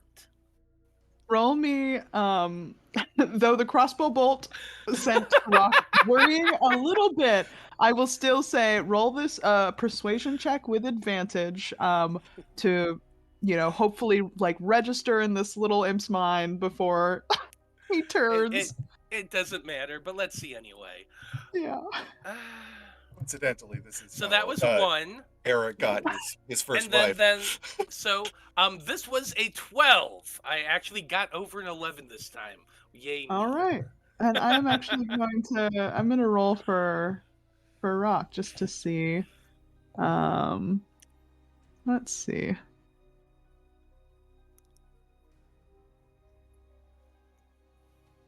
I rolled a 12. What the? I feel like that No. is pretty delightful. So you watch as you say these last words to the creature, his body starts to twitch, and then the eyes that look up at you are not the wide-eyed sweet eyes of Little Rock, who is adoring you so much, but are a little more cautious, wary, skitters back, hisses and snarls at the two of you. But for now seems to be kind of making distance. like something in that what you said is kind of just sitting on his brain that he's not wanting to attack you, but is still like on edge. You'll see Hera reach into his pocket and produce a little bag of biscuits. You know, he very slowly just kind of peels over the layer and says, I was saving these for my tea time. I have to admit, but I feel as though perhaps, and he kind of takes out a little jammy dodger and holds it out. Snack! Yes, snack indeed. These go wonderful with tea. A little cognac in it as well. But here.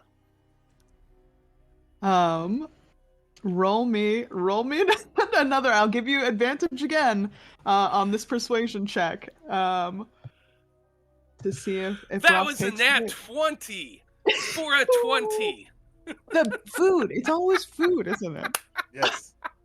Food rules the heart. Food is the true way to any imp's heart.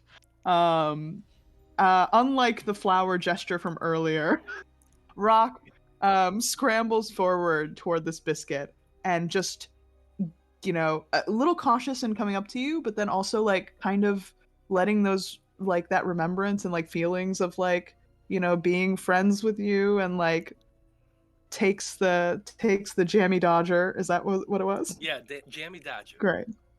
And yeah, starts to nom on that thing and just delighted by it. His little foot is like patting on the ground. The scorpion tail's like just going back and forth.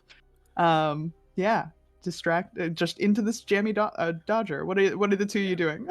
All right, Romance Hera, I'll that give will it to never you. That's die. rather adorable. You know, we have been needing a mascot for quite some time. It No. makes sense. Yes, I think so. No. I'm vetoing this now. An imp. You promised me you were not adopting this imp. You promised me. We'll talk about it over tea. Yes. And, Well, and, first he, we have and more he kind important of, things to do because we need to summon a demon. so with Rock, with eating these jammy dodgers, Hera just kind of leans in and says, she likes the cognac quite a bit in her tea, let me tell you. Oh, cognac. Yummy. It is. Just Let us probably never had. continue. We need to go find this ruby vial. All right, Hera cradling this biscuit-eating imp and Lise sighing and leading the way. The two of you head toward the workshop. You come to the stairs. You see at the edge of the stairs some like scattered like bits of coin and stuff. Interesting. Coin And all over, like just all over the ground? just like down the stairs, not a bunch, but just a couple gold pieces like kind of scattered down the stairs. I imagine Rock's on his shoulder, perched like a parrot at this point, and he's just eating up cookies. And Can we hear anything? I'm going to pause and like hold up my hand and have to listen. yeah, absolutely. Totally. As you both are listening, go ahead and roll perception checks for me. That is a 22. 14. Great. With a 14, Hera, yeah, you can hear something coming down the hall. It's pretty light and muffled, so you can't quite tell like who the voices are necessarily, but you can hear something down the hall. Lise with a 22. 22. You hear three distinct voices. You recognize two of them as Dolores and Lenore. And you're hearing maybe a bit of a scuffle. Please tell me I can recognize that third voice because of all of those goddamn like holograms, illusions that we've been seeing pop up all over the place. There's part of it. You notice part of it, but one thing that Dolores and Lenore have tapped into is that he seems to change his voice, All and right, his all right. real voice is a little different, but occasionally we'll slip into that. And I think maybe you pick up just the tiniest hint of something occasionally, but it's not Okay. consistent. Hera, there's someone else with Dolores and Lenore. It sounds like there might be a scuffle, so be ready. Well, here, you keep Rock with you for just one moment. I will scout ahead. And All right, I'll, well, give me the biscuits so I can keep it happy. He takes one for himself and then passes it. Thank you. I hold up a biscuit for Rock. Great. And Hera, you're creeping forward. Yep, stealthing forward, looking to see what's ahead. Great, stealth check for me.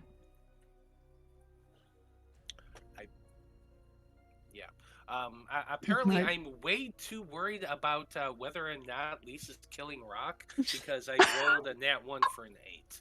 Oh no! I can't roll for Oh. shit this game, seriously. But you found a new friend you care deeply about, and it's distracting you.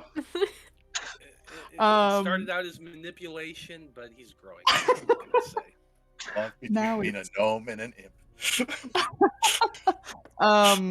Yeah, as Daddy you're Hera. trying to go, you do hear Lise kind of like speaking with Rock, or Rock trying to speak with Lise. You're not quite sure. You're like getting focused on the conversation they're kind of maybe having, and like, Both is of it our getting voices heated? are quite gravelly. Yeah. True. And so as you approach, like, I think you would hear this, that there may or may not have been a kind of brief pause, as if someone in the room might have heard you. There's continuing action and things in there, but you hear that someone may have been alerted to your presence. And with that, we're gonna switch to Lenore and Dolores, and we're gonna try to merge these pathways. So let's Finally. see Yeah. if we can Finally. do this. Go fight this man. It only took us 3 hours. Yeah. To finally get together. But we found out Not even so all much. together. We're still Yes. missing one. He's fine. He's just waiting outside the exhibit. It's Yeah. fine. Like, Honestly, like an Fine. angel. Charles, It's fine. Charles is doing a Yeah, pretty badass Yeah. job. Charles is Actually- being more effective than all of the rest of I us know, like, combined. I'm putting doing in the big bad work. therapy here, so Great. So we're dropping into the room, knife coming at you. So we are going to hop into an encounter. We're gonna roll initiative. Yeah. Let's do this thing. So let's roll for my Chesterius. Okay, pretty good. And let me know your rolls. Oh, that's a Sorry, what? 24. 24 for Lenore, and what was that for Dolores? 13. 13.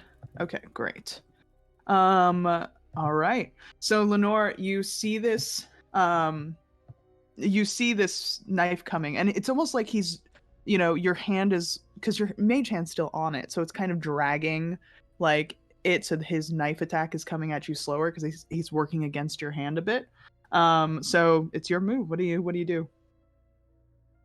Yeah, I am going to go ahead and he's trying to get the knife away, but hasn't yet, right? Yeah, he's like got the knife in his hand, but it's also in your mage hand's the hand. mage So it's kind of like a grapple on the knife, I guess. Yeah, yeah, using my mage hand Ledgerman feature as a part of the arcane trickster. I am going to use my bonus action granted by my cunning action to try to get this knife away from him. Great. I'm Do not it. sure if that's contested at all. Yeah, I'd say let's basically run it like a grapple. So you're because you're trying to escape it essentially. So you can do athletics or acrobatics, and Okay. then I will do or I would say you could do sleight of hand instead of acrobatics. Okay. Since it's a smaller hand yeah, I'll thing. take that. I have expertise in that. Nice. And then versus strength. Okay. Ooh, natural 18 on the die for a dirty 20 for a non natural 20. Not bad. I also got a natural 18 on the die for a 27. Nice. There's a moment. Also, is your mage hand, because it's a special one, is it invisible always, or is it just when you want it to be? When you want it to be, so it's just Okay. like for this one at least, like I mean he already knows like I'm controlling it or anything, so like I'm Yeah. not gonna attempt to make it invisible. Um Okay. it Great. yeah, I always imagine mage hands be like the little like cartoon like Mickey Mouse hands, so that's just what Yeah. it's gonna be. Great. Yeah, Love it. there's a moment where like you both are like locked in it, and then you deftly slide the knife out of his hands. Um, it's in yours. Do you want a bonus action or move anywhere? So that was a bonus action to do because Oh, great, an because of your action. mage hand. Great. So with my action, I'm going to unsheath my rapier and just hold it up to him, just like, do you want to try that again? All right. He's like, staring down the length of your blade. Um, like bag in one hand, the other hand that was on the knife kind of floating out in front of him. Uh,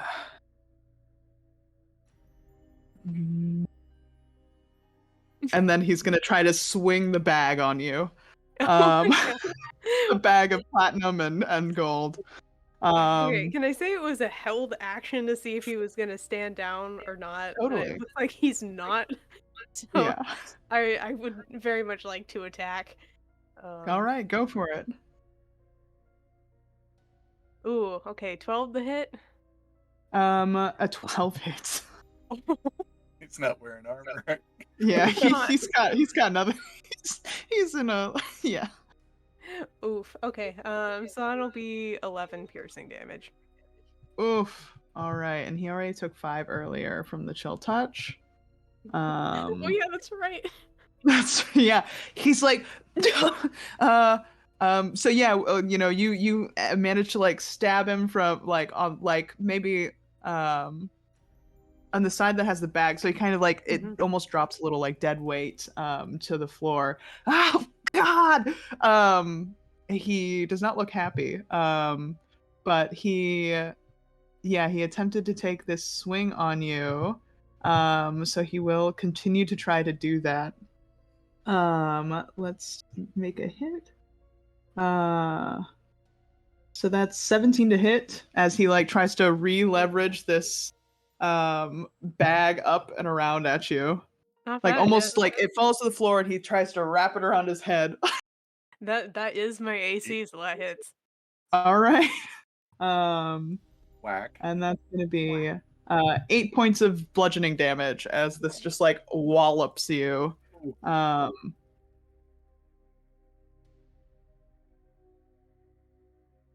Okay. all right. And he's going to attempt to run. So he will get an attack of opportunity if you'd like to take it. Yeah. As he tries to basically run out of the room past you two, Dolores. So the both of you get attacks of opportunity on him. Okay. How about an 11? Does that hit? 11 just hits. Wow. I know. Wow. He is I'm not a burly man or anything. yeah. I'm hurting without sneak attack here though. That's 7 piercing damage. 7 I mean, he's still not liking it. Like you slash at his you know, you slash at him as he's trying to get away, and yeah, he's like, oh. Some of the coin spills out of the bag as he tries to like pull it back together and like keep on. Dolores, what are you doing? I guess my action will be to use Toll the Dead on him. Great. Which basically the entire the image I would get is that Dolores just kind of stands up, and like this shadow of death just kind of wraps around her from above, and you can hear this horrible ringing. And because if he doesn't succeed on a Wisdom 14, because he's already wounded, he will take 1d12 necrotic damage. Right. He has 0 wisdom, so this is a flat roll. I can't see. Natural 15. So just manages It's to beat it. just perfect. Yeah, sees this, like, you can see the fear in his eyes, and then he gets a glimpse of his gold and just sees the glimmer of that, and it's just like, I'm gonna grab what I love and haul. Oh, Just starts pulling it out of the room. So he has made his way out of the room, which then will bring Hera into play. Yeah, it's like As we're Hera just is right into them. right outside. Um, Okay, do I have a so full a turn here? yeah, well, so he's gonna run outside. I'm gonna have Dolores go, and then I'll add you to the initiative order. Gotcha. So Can I Dolores, see this down the hall? I would say, yeah, you're I have getting a light glimpse of going and like, I have dark vision 60 feet. yeah, I think you would see the dancing lights kind of pooling. I imagine you would be sending them out and after Chesterius, Lenore. So I think you would see that light filtering out into the hallway and a mad scramble. Great. So Dolores, is there anything you want to do? Having seen him kind of dash past you, not getting the Toll the Dead, and like trying to, yeah. What's your then next move? am I because since that was an attack of opportunity, can I cast another Is it- spell? Yeah. Well, actually, any Or rules people, I'd be okay with saying sure, why not? Because is Toll the Dead a cantrip too? yes. Yeah. So then definitely. Okay, then I'll just do another chill touch into his back. Okay. Awesome. So that for him is, or no, that's an attack roll. Great. 14. 14. A 14 hits. He runs past you. 8. Damn. You chill touch him. And Hera, you watch as this like Lara with a hat on is like madly scrambling at you with this sack.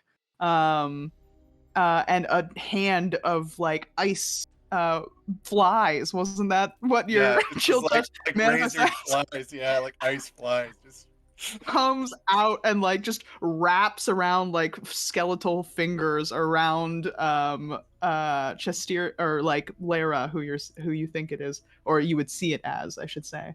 um he is holding on by a thread. um Okay. So I would assume at least we've been working together for some time. I would assume that I would recognize Dolores's chill touch Chill there. touch. Yeah. So I'll just kind of uh, Hera will glance back at Lise and say, I think Dolores has found something as he's pulling out his crossbow. As a bonus action, I'd like to use my insightful fighting. So what this does is, as a bonus action, you can make an insight check against a creature you can see that isn't incapacitated, contested by the target's deception. If I succeed, then I can use sneak attack against the target, even if I don't have advantage. wow. Nice. All right. So against his deception, was it? Yeah, so my insight Okay. versus his deception. Okay. I rolled a 15. Natural 18. Ouch. So I don't get my sneak attack for this, but I I, I I suppose I see this individual running. I'm just going to immediately assume that Dolores had a reason for this, and I'm just going to try to shoot this individual in the leg. Right. That time I rolled a 16. That hits. No, Okay. Poor So guy. that would be 7 points of magical damage. or Great. What disappearing does it look image. like when you take this guy down? So like I imagine just he's standing there in the middle of the doorway, looking around. He sees this. He just kind of takes an aim with his hand crossbow, shoots, but he overjudged what he was doing, and it takes on him the dude off at the knee. Right. I would have been Just I would have been a completely. thief too if I did take a crossbow to the knee. Yeah. Yep, just completely and face plants on the ground. Just absolute smashed on the ground. The hat tumbles off. And the form of Chisterius Dram is before you all. Pass the fuck out. All Um, right. You see Hera just kind of walk up and poke with the cane, and oh, this is not who I was expecting to see today. Lise, there's a dead body over here. As he picks I'll up I'll the come crossbow. over. I'll come up and one see if he's actually dead. excuse me. Um, if you come over, I mean, he's not dead unless you all want to kill him, but he is like down. All right, I'm going to just reach down and touch and spare the dying. Okay. Just stabilize him. Not waking up anytime soon still, but at least, he's not we're That's not saving grace. giving Dolores her corpse yet. I'm This sorry. is why I rely on my friend Leash. She always knows how to deal with these situations. Yes, well, my next step is going to be to take his bag and take a peek inside. Great. You take the bag, you look inside. It's filled with platinum and gold. There's one brick that has a note wrapped around it, I will or like a paper. I'll take that and see what that note is. Okay. Let's find. You unwrap it, and do you know Thieves' Cant? I do not, but I assume after seeing it earlier today that I can recognize that Lenore could potentially read this. I can. Yes. Actually. So I'm going to look into the doorway and see if I can see Lenore in there. I mean, obviously, Dolores is probably within sight as well. Yeah. Yeah, they're Lenore, both there. Lenore, I think you can read this. Oh, it was very nice to see you all. We found something, as you can see. Yes, it's quite inconvenient in the hallway there. Dolores, did I see your handiwork over there? Yes. Is he alive? Yes, he's alive, Dolores. I'm sorry. More's the pity. But we have work to do. Lenore, you read the note. In Thieves' Cant, it says, last job, done, debts paid. Interesting. It's in the Very same interesting. scrawl as the last missive that you had seen. So yeah, they found the gold and things in there. In kind of peering around the room, you see that, clearly a scuffle has happened, and there are objects sitting on the desk. Namely a pearl ring, an amulet, and a ruby vial. The ruby vial will be needing that. Yes, I'll walk right up and go yoink that off the table. So you found something out. The case is Yeah. solved. Dolores, I'm sorry to inform you. There is a bit of a predicament. I'm afraid that you are going to have to touch the hands of living beings to deal with the threat.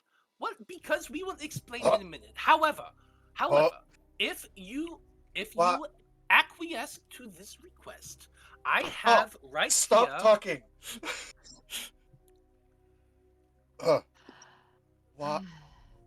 Why would I have to touch a living person?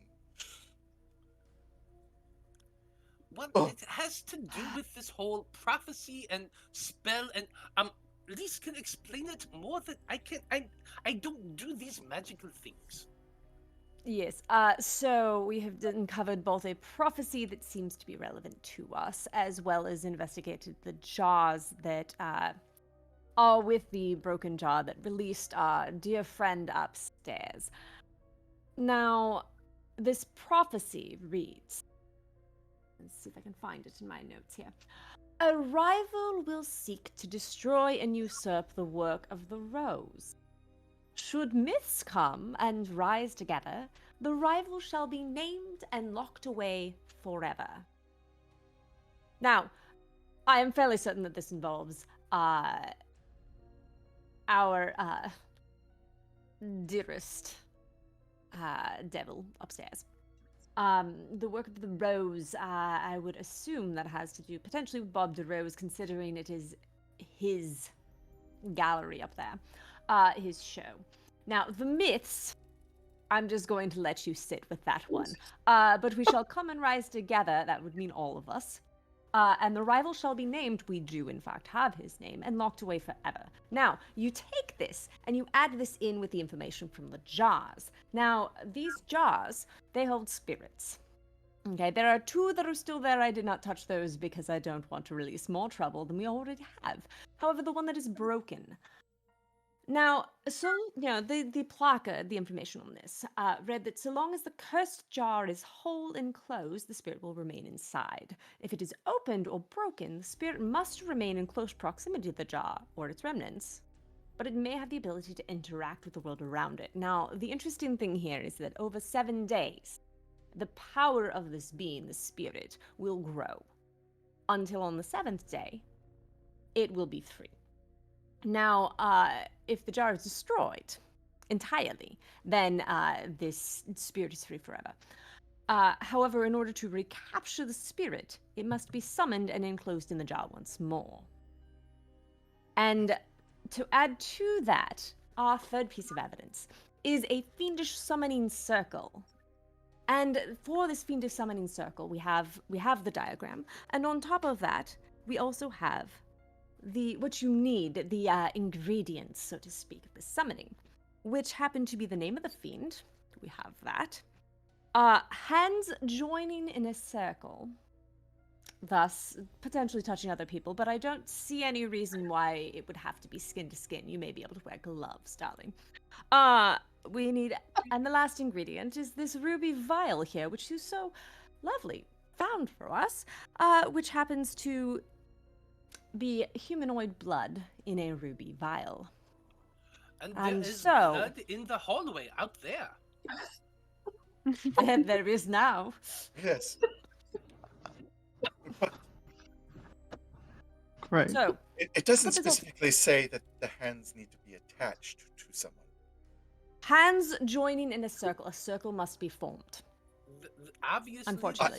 I've formed quite a few circles with human hands before. This is the real big now, bad. now, Dolores, if you acquiesce to this, I will allow you to borrow this, and Hera will walk over and produce the wand with a flame on it that he had acquired earlier. Not see this? I am not a hound. I do not require a stick. It is not a But stick. think it of how is many a magical cremations you could wand. do with this. Exactly. You love to set things on fire. This is a wonderful tool for you. Can I get you to do it with a Dolores snack? Wait, is Dolores our Scooby? Yes, that's literally what we're doing here.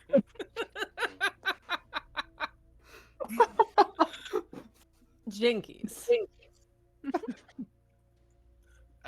Would you do it for 2? And you pull out the other wand. Very well. Perfect. While Lise sits here and is still like providing the imp with biscuits. Yes, Whenever it never runs ending. out. I acquiesce to this ritual of contact. All right. Well, Charles is upstairs waiting for us still. So let us totally. collect Totally. this jar. We need to mend this jar. We need to put Hmm. it back together. And So, Alright. shall we go into the other room? Unless you've collected it already, I don't see it. no, we were distracted by the gentleman in the hat. Understandably. We should probably make So- sure he doesn't run. Well, he's currently unconscious. Yes, but he could wake up. Yes, Yes. well, we can put his money somewhere safe. Very well. You He know, if seemed very Dolores- intent on it, just in the moment I saw. If Dolores is Scooby, that means Lenore is Shaggy. I'm just saying.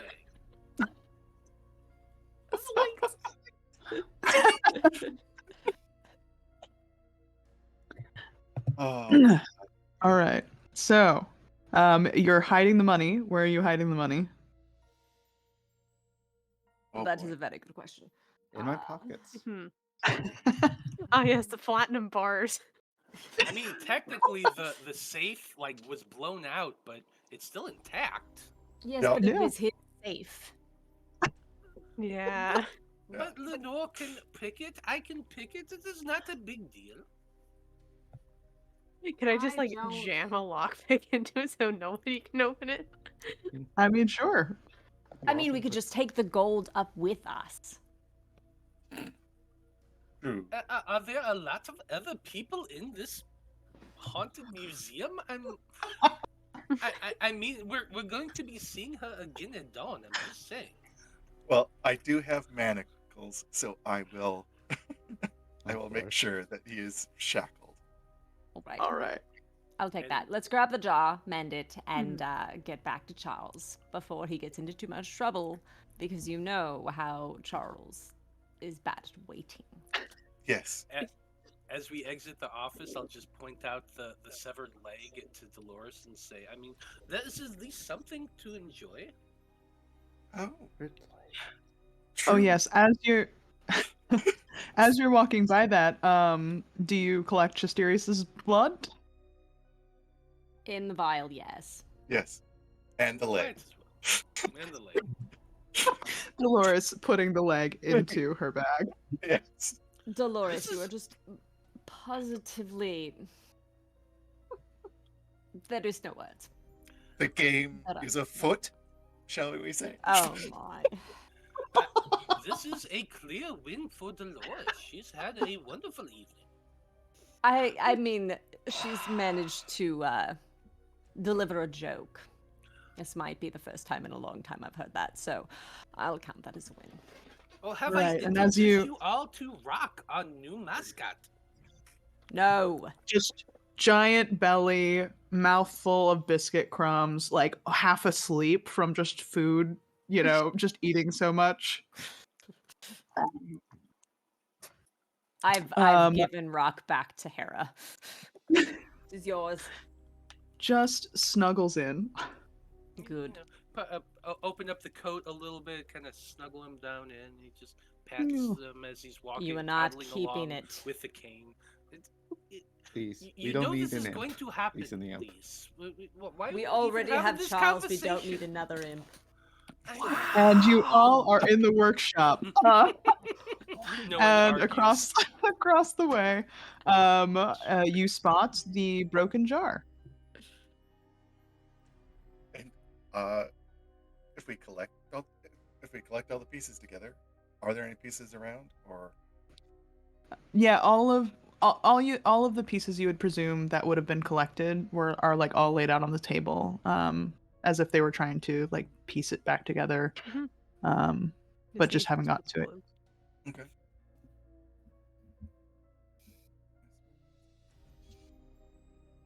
So Then- is there super glue? Does Oh, anyone have the mending cantrip? Hey, usually Well- for bodies, but Yes, usually for bodies. This is new, but I will put the pieces close together and I will cast mending.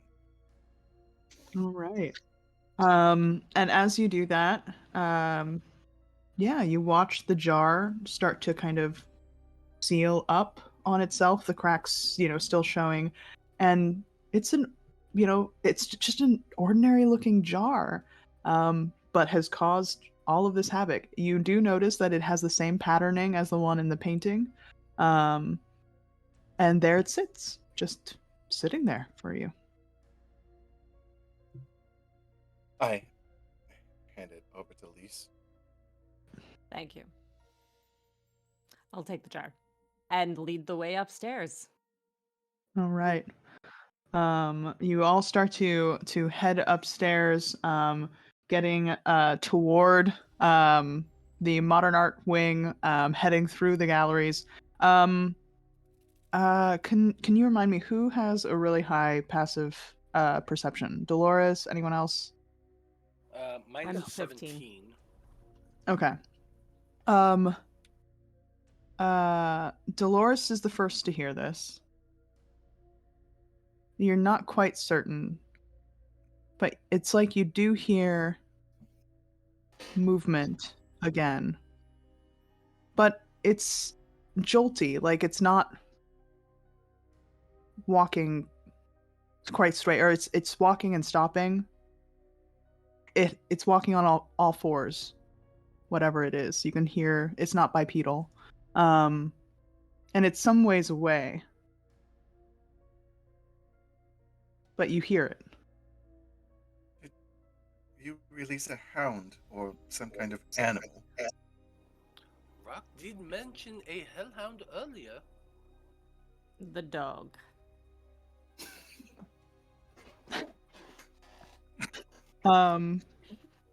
It doesn't seem to be like, now that you're all alerted to it, you can't see it. It's like pretty far, like down the gallery, like not even entered the art wing or anything yet.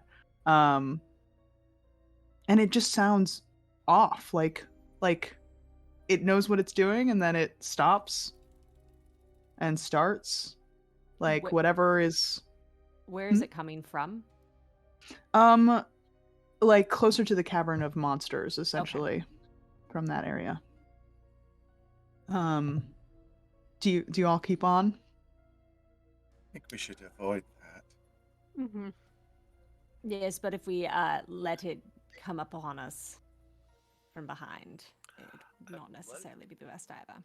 It cannot come up from behind. My crossbow would alert us beforehand. All right, that's fair. Let's continue on. And you shall take rear. You continue on. Are you trying to be stealthy? Oh, absolutely, I am. All right. So roll stealth checks all around as you're starting to approach the Bob DeRose exhibit. Please not a natural one. Please not a natural one. I actually rolled halfway decent with a 21. 17. 21. 8. 16. 16. Okay, on average, we're on the higher end of things. So I'd say that there's a moment where like Dolores, maybe Dolores doesn't do stealth. You're just walking. That's just what you're just walking the way you would walk. So Lenore like maybe comes over to kind of assist in like, okay, let's avoid this, like steer you away from this little wrapper here and this thing here. Broken glass, let's avoid that. Yep.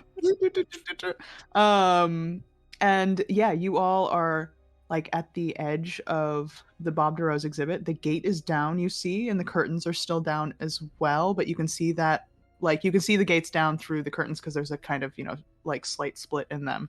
And you hear two voices. You hear Charles, which you know well, and you hear another voice that seems to be kind of moving around two spaces in the room, that also seem to shift. And yeah. Did anyone roll above a 21? In stealth? I rolled a 21. All right. Well, my passive perception is 21. There's your other killer. passive high blah, blah. Yeah. You get me. You If it's all right with you, I think as we're talking, I'm gonna notice them, and it's mainly because I've spent so much time with them. Like, it's kind of like oh, my friends are probably nearly here. and he's gonna look out towards the gate, seeing them maybe through like the folds, like the parting of the curtains. You know, Mr. A, you say that you wanted a solo show, but in my experience, nothing is ever solo, really. No one does anything alone. Even when you're the only one holding the paintbrush, it's how someone else has touched your heart and how someone has touched you as a person that moves the brush in new ways. No man is an island. Have you ever heard that saying? Yes, yes, I have heard that saying. And Eh,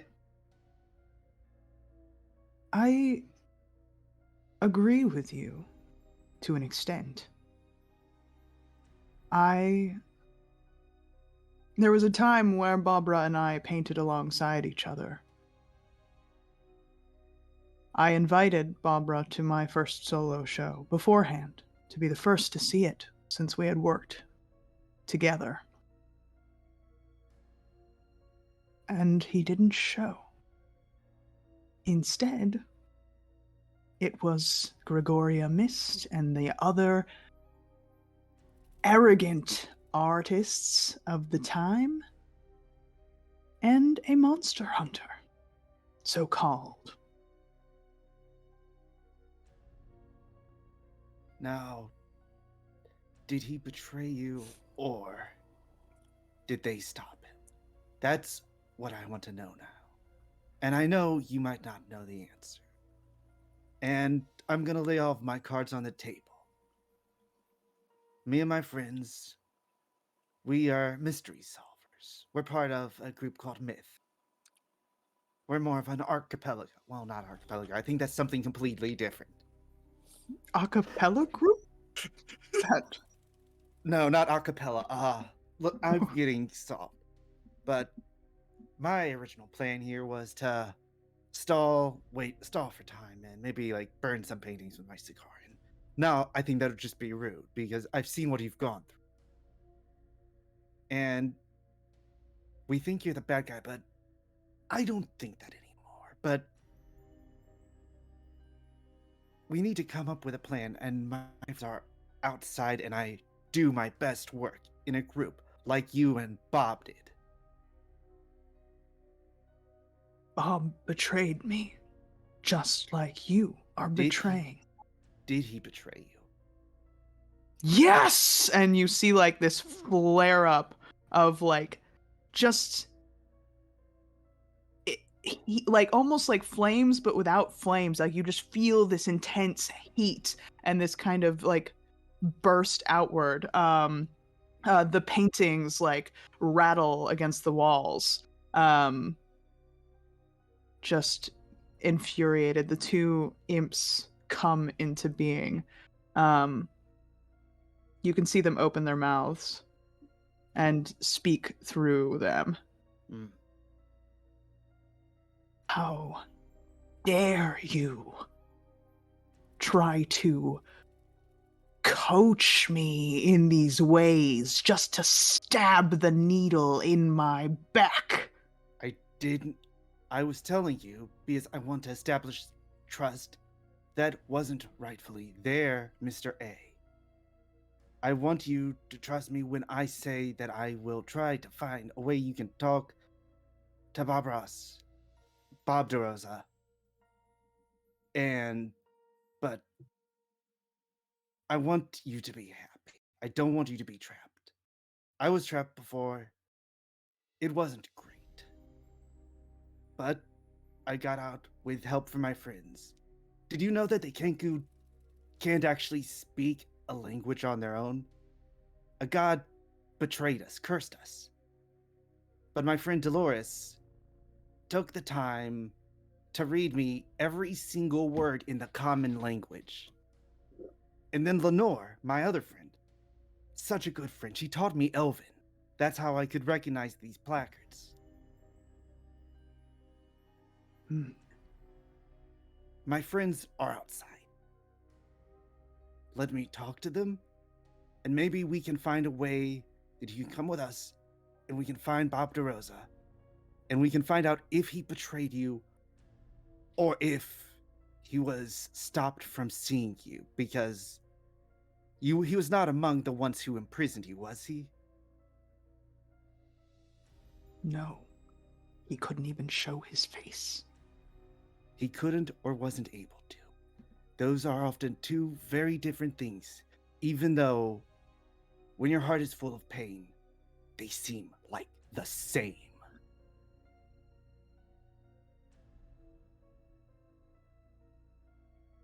I opened the gate. I let your friends in. I let my hound in as well. And Of we all course. sit and figure this out together. Of course, Mr. A. Let me just talk to them first so we can establish some baseline, because they haven't had the conversation that we have had. Is that acceptable? Roll me a persuasion check at advantage.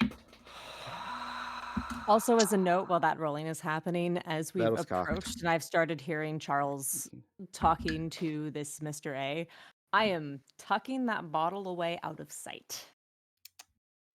Yes, and you all have Or that been, jar. you all have been able to hear this conversation. And at several points, I'm quite sure Lenora has instinctively covered Dolores' mouth. Yeah. Just take Lenore's hand and just Dolores is like, I will kill you. No. Feelings? What? That is a 20. 20. Yep. All right.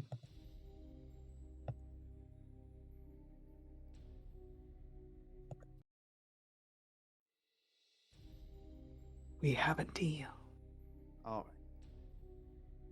And he's just going to, like, part his coat behind him and just stick his big feathered hands in his pockets as he just walks towards the gate. Hey, it's good to see y'all. Well, I didn't wait outside. I was having a chat with Mr. A. we That's noticed. how he... I know you know what his name is, but let's not call him that. He feels like he was betrayed by Bob DeRosa. They were partners. They painted together, but on the night of his opening, instead of Bob, some snobby artists and said monster hunter came. I know that I know the right thing seems at first like it would be to imprison him, set everything back to the way it was, but I think we can do something better. I think we can make it so he doesn't escape again by letting him finding Bob DeRosa, letting them talk, and settle whatever was between them, because he is hurt. He hasn't killed anyone so far, as far as I know. And he's not behind the theft, so I think we can try to help him heal his heart. And I need all of your help for that. So what is Don't the say plan words here, Charles? What is your intention here?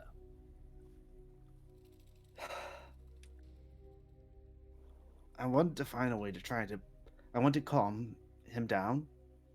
We can finish naming the pieces in this gallery together. I've already named 3. I think the 4 of you could help me with that.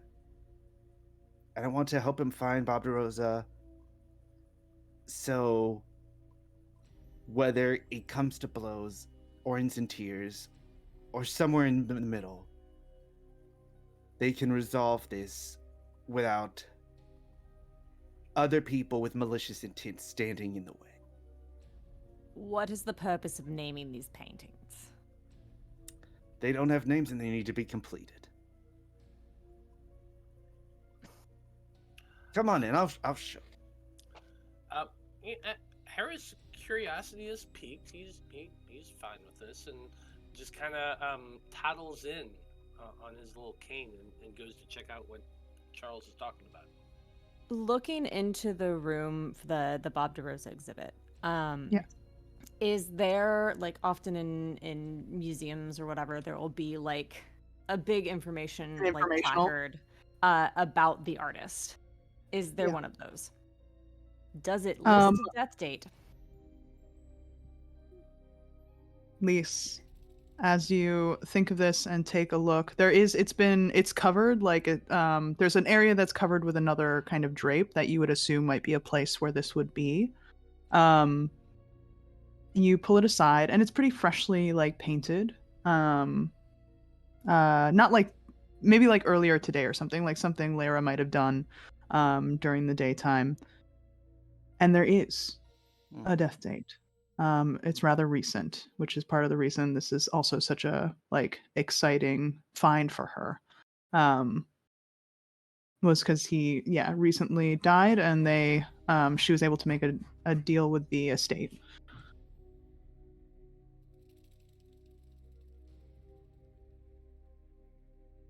Charles, Yeah. darling, Hmm. DeRose is dead. Oh God. Oh gee. Well, we did mention reincarnation a bit.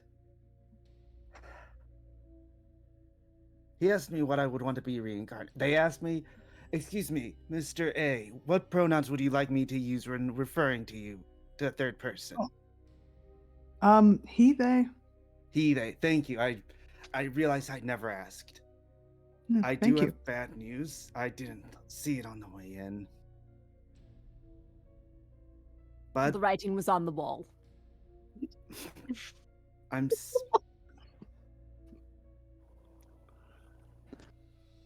Hera, but in this whole while they're all talking, Hera's already walked into the room, and like you mentioned that they've been painting in here, so I assume there's paint cans, right? And so Hera's just like wordlessly, like just nonchalantly picks up a big old brush that's probably like at least 1/3 of his own size, and is just dragging it along the floor in a big old wide circle. Right. So yeah, as you're doing this, and so as you all have been talking and kind of like, are you moving into the space, or were you all staying outside of the gate? I had to move into it to check that information. Yeah. I assume. So everyone else moved in as well? Yeah, I'll move on in. Yeah, I might as well. Yeah, the gate does close behind you. The imp's occupied with closing the gate, not paying attention to Hera painting across the floor, and then being caught up in this moment of finding out about this death.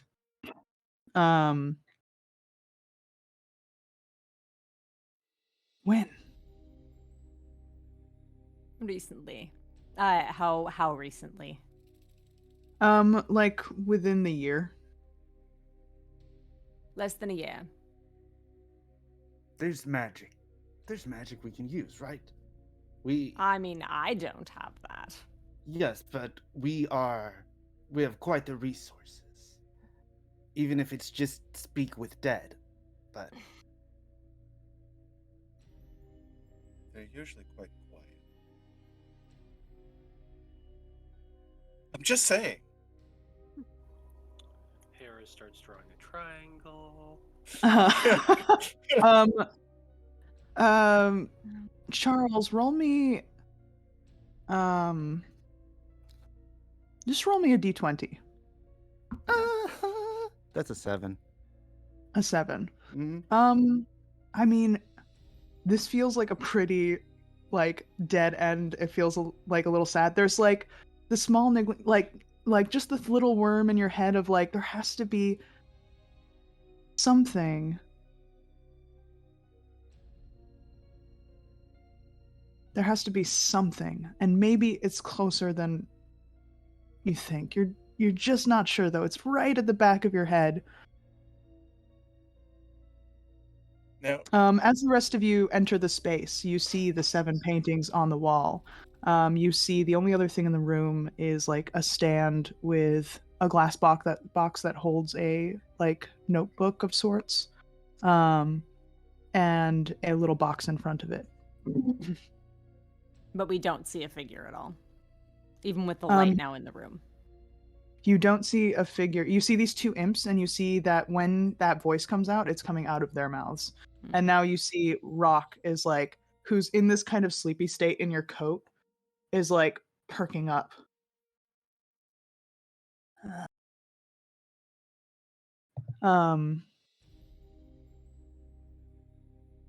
Well, you can see one of the imps kind of turn toward you, Charles. This means we'll never find out, doesn't it? Can still find a way. The journal. He mentioned the others. He said he would not give into superstitions like the others have. Because he recognized something of himself in you. And I am sorry, Mr. A, that you won't get to look into his eyes again. At least, not that I can figure right now, but there's always a plan. And They're sweet words, aren't they? Charles. You can see the imp. Oh, Charles, you mentioned a journal. Is it in here? Emotions to the journal. Oh, yes. Why don't you go and take it out of the box and dig through it then? Maybe there's something in there. Alright. I'll starts do just that. Yeah, You'll take it out. This is Lee stalling to Have allow Hera her to continue the Yes. art project. Yeah. Yes. Out of curiosity, is this gallery? I remember in the last session we were looking at an actual. What was it? An actual painting of Bob Ross? Bob the Rose.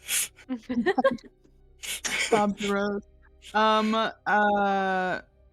There may have been like a portrait done like near the outside of it, but there wasn't one on the interior. Here. The imp kind of starts. Who's going over to the journal, Charles? I'll go over to the journal. Okay. The imps follow after. They're pretty close, and you can hear him kind of like talking softly to you. I want nothing more than to rip and burn this journal into pieces. These words are false, and all that we will find is further disappointment and pain. One of the imps kind of like scrambles up and starts to like crack into the glass, as it's like almost trying to get into it before you get to it.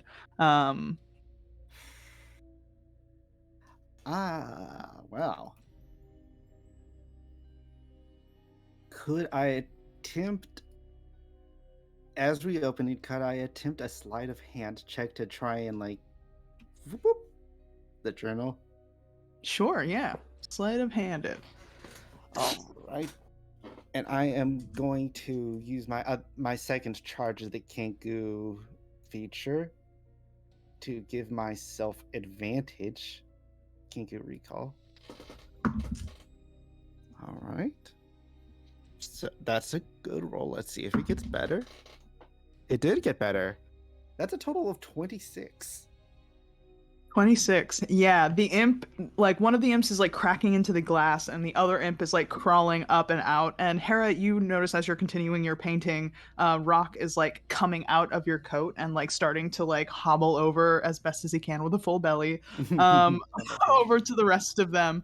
And you are able to, one of the imps has its hands on the journal and you're able to slip it out and back away and you have the journal in your hands. And I'm gonna open it and start reading it as I just say loudly, but it is in disappointment and pain that we find the truth, because the truth is ultimately uncaring, but the best thing for us. If in this journal we find that Bob Daraza had his heart torn out by what happened to you, that will be painful and that will be disappointing. But he just motions over to the painting that was formerly Gluttony, that's the Desire. They both look at each other. even though they pretend they aren't. And we have to find out if he saw you the same way you saw him. Because no matter what, you will have closure. And you will not have to take revenge against a dead man. And can I turn? Yeah. Can you? Yeah, you're reading from the text. As you start to read, I mean, you landed in a not great section. It seems there's like a lot of talk about, him seeming very, cold, very distant. His artwork is frightening to people, and there's no one else in the group like nobody else thinks he's good. They all think that they're just a like terrible creature. And then you get to a section, and like the imps are like kind of starting to get up and close to you and like on you. So you can see, or like not on you fully, but like they're getting close to you, like they're trying to get up into the book. So the rest of you see this as these imps are kind of closing in on Charles as he's reading from this book. And then you get to a section. He's a private man, but I appreciate that. I am rather private myself. We paint together, though, and those moments I treasure. You skip forward. There are more passages similar to this of painting together, of, just being in each other's company and not even speaking, but feeling a kind of comfort. And then you get to a further section as you're flipping. Mr. A has gone. I'm not sure what's happened, but I've not heard from him, and the other said I should be glad of it. But honestly, there's a squeezing in my chest at the thought of never seeing him again. I'm realizing now that so much of our rivalry wasn't even on his part or mine, but on those around us. Gregoria says to forget about him and move on. You keep flipping through. I've been painting more and more things with fire. Still happy and warm, fireplaces, bonfires with friends. But I see him in the flames, and it makes me smile to feel that fire in his eyes, or his eyes in the fire. You flip again. Love is what life is really all about, and sharing that love with everyone. I wish I could have shared some of it with you. And you end on those words, and the imps have stilled in front of you. I think at some point Charles did go to see a Bob DeRosa show, just so I can say he knows what the voice sounds like. So since he's a Kenku, he's saying he is speaking in Charles DeRosa's voice. Oh my god, that's so good. You see, I know that was a slip up, but I'm appreciating the speaking in Charles DeRosa's voice. Charles Bob DeRosa. Yeah. Brain is bad. Anyway, you see, his heart was broken, and I don't know if that's what killed him, but it lasted with him until his final days, Mr. A.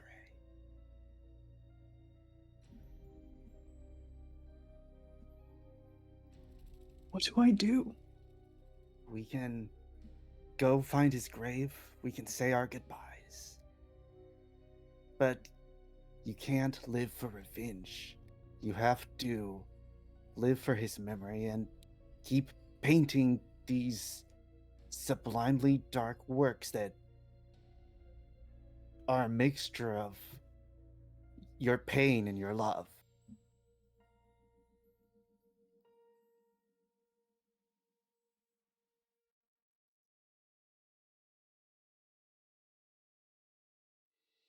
He takes, or the imps that are him, because he hasn't taken form yet. Though there is this kind of darkening in the room that you sense as the night has gotten closer. The jar, Lise, in your hands feels like it's buzzing. You get the sense that the time is near, and it's kind of now or never on your decision to seal him away or to let him be free. Charles is going to give you a look because he knows you have a plan and he knows you came up with it before coming into this room, so it's probably not his plan. Lise, You know we all get one I told you so. Please let this be mine.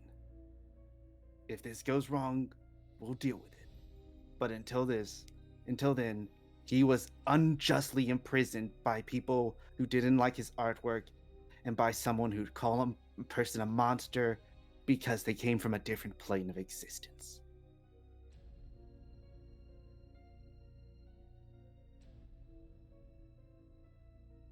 Team, what do you say? I'm standing in front of Hera, so Hera is doing the painting because Dolores is a fairly stout woman, so a gnome is probably not going to be seen behind her. Yeah, this entire time, the circle is probably complete now, and Yeah. Arizona to one side is like, are we doing this or not? It's getting really late. Let's hurry up and finish this and go get some tea, please. Oh, technically Lenore? solved the case. I do not think I have ever seen Charles so serious. Let's try this out. This love thing does seem to be. It does appear to be. Excuse me. A good thing. Perhaps we should allow them to be together. Well, that one's impossible unless you intend to go raise to Rose, but We can let him see DeRose and say his goodbyes and live for DeRose. Mr. A, Yes. what would you intend to do?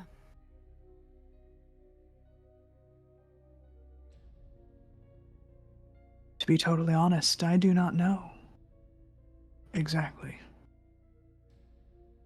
I will correct this. And, like, this kind of. As this, like, jar is, like, kind of vibrating against you, you do see the shadows of the room almost pooling together in the center and a kind of figure starting to form.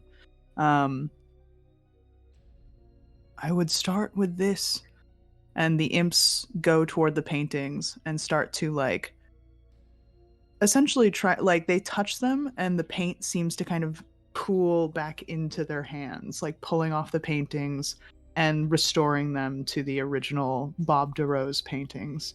As it's moving from the farther end, or like from the closer end that they are, not the revised paintings yet, but moving through some of those other ones.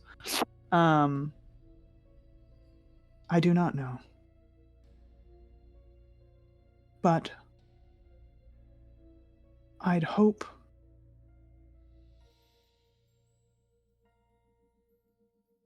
to bring a little happiness to someone. Can I insight check that? Yeah. How devilish is this devil? I feel like we all should get on this one at this point. Someone else want to insight check? Because I have an 8 total. Yeah, Charles will insight check. I rolled the wrong. I can't be the only one questioning. Yeah. These are emotions. So 21. I'm out. Ooh. 25 for me. Oof. I All only right, got it's what- 13. it's what- Yo. For the 21 and the 25, to be totally honest, there is a part of this that doesn't feel the most genuine, but it's in the way that feels aspirational and like the person is not sure they can actually reach that height. You will make someone happy. As long as you keep trying. As long as you don't give up. Every mistake is just another opportunity waiting to happen. Isn't that what Bob always said? About the happy little birds? Yes.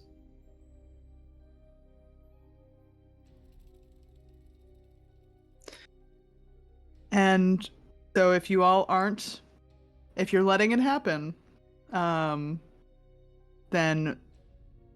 the shadows continue to coalesce into a more solid form. The jar is shaking incredibly and kind of flies to that center area. Um, and then there's this kind of burst of light. And as you all are kind of, blinking to readjust to the darkness as it settles again, except for your lights, um, there is no jar, and there is a figure, tall, thin, lithe, interesting, kind of like the paintings. If you look at him one way, he has kind of like brownish skin and long dark hair, angular features. Um, and then when he turns just a little bit, things like sharpen up even more, and there's that reddish hue. Um, but he watches you all. The imps kind of like gather to his side, including Rock, who like looks back at you, Hera, and is like torn like between the two. Um, Come along, Rock. Come along. oh, you're calling him to you. Hmm. Absolutely. All right, roll. Hera, what if I told you cannot adopt the imp? If Charles can adopt a demon, I get to adopt an imp. Yep, he is my son now. Please Adopt do a not demon. get between a man and his imp. Miss, We all know Not- that Lisa's gonna be the one taking care of the imp the most. Rock looks to you, Hera, looks back to Abaddon, and Abaddon kind of watches Rock and like looks at you, Hera, and then nods his head. And Rock runs to you and like embraces you and just like snuggles up in your jacket. And who have the really high passive perceptions again? It's Charles and Dolores. You both spot the smallest uptick of a smile on Abaddon's face before it flattens out again. It's like a cat with wings. And a, now, and a tail that can kill you. And a scorpion tail. That's poisonous. You know. now, Mr. A, Yes. would you be so considerate as to help clean up this space for the grand opening? I think I can do that. And you watch as he, basically just like fans his arms out and just everything starts to right itself. The paint pulls off of the Bob DeRose paintings. The Does paint it come even off the that you floor, painted, too? the circle, comes off the floor, and floats like into him. Maybe not good, but maybe a devil can take that much paint inside. And just essentially starts like moving through the space, riding it, pulls the gate up. The imps are running about, presumably, hopefully, to fix things instead of break them. And you can see the light starting to peek through the windows. As you all have come to the end of this night in the museum, letting a devil free, and other such things. So, I Well- guess I'll give us, I was gonna say, I will help Hera put everything back that we grabbed, Oh yeah, meticulously And- placing everything back. including the ruby vial. Okay. And the two wands that I Okay. bribed with. Excuse me. Dolores keeps the leg though. Yes, Dolores, you got your prize. All right. Fine. Now, we do have another haunting to deal with, which happens to be Mr. Chistorius. Yes, do we hand him over to the authorities? Oh, definitely. He's a thief. So Well, I'm going to take his hat of disguise. There you go. Because if nothing else, maybe we can put that on the goddamn imp. Great. As Charles, you haven't been around for a while. We are keeping rock. It is a good thing. We Oh, are that's going to good, yeah. introduce him to cognac and smoking and reading late into the day. Yeah. Hera, if I ever have to clean up after that imp. It is okay. It is okay, Rock. Lise is always happy to help. That is her motto. Absolutely. You go to see her whenever you need. You see, it's not a matter of good or evil, Lise. It's all a matter of perspective. Great. I will say in these last moments here, because I love to also end on an artistic quote, but I will do a little brief kind of step in with each of you to see epilogue wise what things you might want to do, and I will also put out there with Justerius, you turn him over to the authorities. Oh, absolutely. Okay. Yeah, Do we'll say you? no. I have an idea for it. Uh-oh. Okay, great. So when I come to you, we'll touch on that. Okay. So yeah, let's kind of go around and epilogue it. What you kind of finish this all off with. So, does anyone want to start? Well, I will start with having contacted Lyra, seeing as we have that way of doing so, and telling her that the mystery is solved, and to come join us at the museum. Amazing. Oh my god, I'm so thankful. This is gonna be the best grand reopen. I have so much to do. I have so much to do beforehand. I'll be right over. Just a really frantic, but excited call that the mystery's been solved. And in the background, Lise, you can hear, because it's early in the morning, but you can hear the sounds of like breakfast being cooked or something, and you hear a familiar voice go, "Thank you so much for your help. It's just like old times. I wish I had been there." Anything for you, darling. Come over later. We'll catch up. And great. Anything else Lise wants to do in these moments? Lise is going to pin all of it on Chistorius. Yes. Valid. Yeah. That's fair. He was Basically trying to really frame did Lyra. lead all to him. Yeah. Gonna pin it all on The Chistorius. ones that knocked the jar over. Like it was Yep. really all him. Yeah. Yeah. Great. Brilliant. Yes. The authority. You tell this all to the authorities, and yeah, Chesterius is gaping over his lost leg, lost gold and platinum, and all else, vowing for revenge. Because if it wasn't for this meddling group of Oh, old people, elders. Yeah, because we're all older. We are all old. Yes. But great. All right, who would like to go next? Oh. Go on, Lenore. Okay, because just kind of bouncing off of that,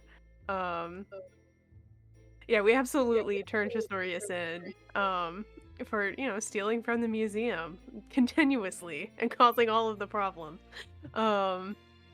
which, technically did break, his and Lenore's deal, but kind of broke from, getting attacked anyway, but, what better, community service than to help out Myth with possible future leads, So, based on the contacts and stuff that he had, potentially, he might lead us to where our previous deal was supposed to before with meeting Lysander. Great. I will ask actually a kind of like retrospective question. Before you hand him over to the authorities, do you try to talk with him, or do you like search his person or his office again? In the meantime, like between the whole like putting things away and everything, Lenore probably would do another once over. Okay. Roll me an investigation check. Okie dokie. Well, and if Lise has a chance, she will heal him back to consciousness and set into question, find out where did this money come from? Where is it going? Who What wrote that note? debts? Yeah. Who wrote that note? Okay, that's a 19 investigation. Right. You are really thorough at this. And he seems like, the office you've pretty much gone through and everything, but as you're kind of going across this person, you come across, different spots, many different pockets for coins and different things. Excuse me. A loaded dice pot pouch, like place to stash cards. And strapped to his inner thigh, um, with that roll you find, Good. um, is his diary, which you find as you peruse is filled with his, tales of his gambling habits and numbers for lottery tickets and all of these things, and his time in Corwin and finding his authenticators and blah blah blah. And he mentions wanting to milk this place for all it's worth. Um, so you do get like written proof of these things in his little diary. And there are mentions of an elf like throughout certain portions, and you do find that Elle stopped like working for Chesterius recently. And I think with that, thinking about that note that you found, maybe that was the end of their working relationship. And in questioning them, Lise and Lenore, in questioning him, he tries to seal up pretty tight.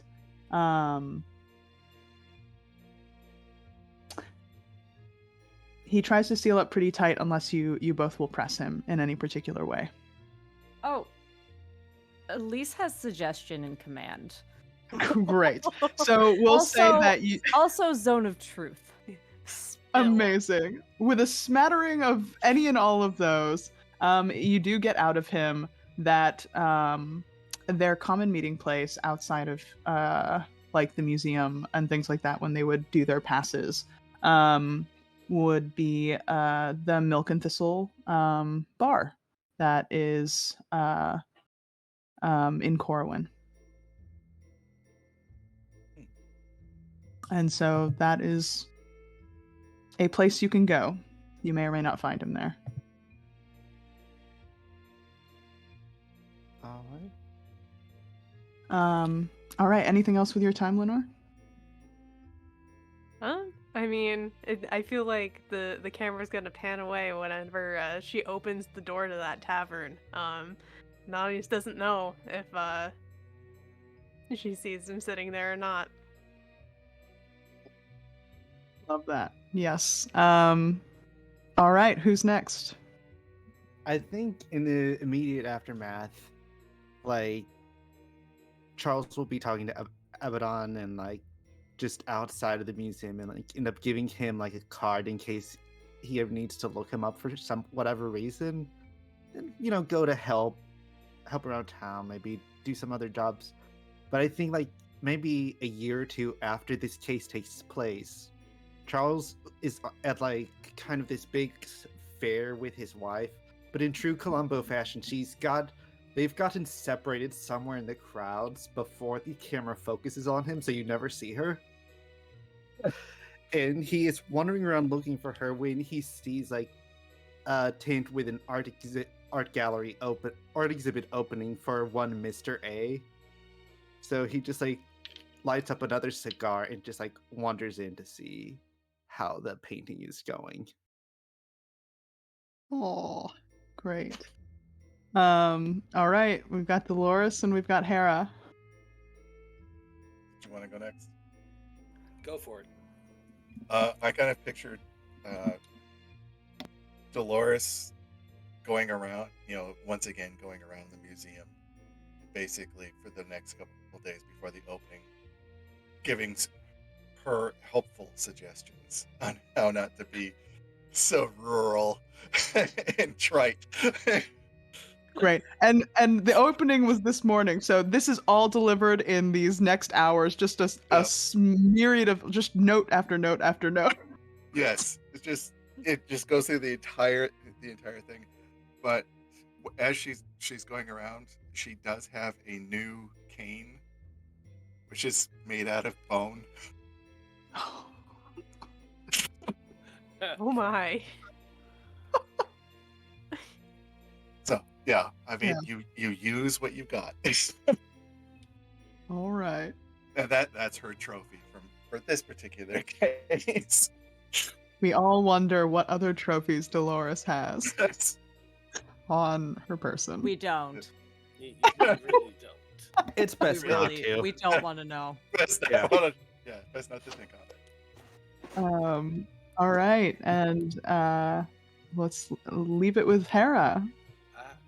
Yeah, so after we deliver the perpetrator of the crime, Hera is just fairly content that he was solved yet again another case using the little gray cells in his head. He will probably spend some time very meticulously making sure that the museum is thoroughly clean because it is absolutely filthy and terribly distraught. But after that, I suppose he will just go back into what he has always been doing, which has been a form of semi-retirement, spending most of his days in leisure, teaching Rock all the pleasures of a tea and cognac and little cakes with the little frizz on the top and the crunchy bits, and oh, they are so lovely. And he just does that until the next case comes along and knocks on his door. And that's how we'll end it. Is all of you gathered for a tea and cognac party with many delightful treats, and Rock munching away on them, and a knock at the door as your next case comes in. Rock better be bringing you my cognac.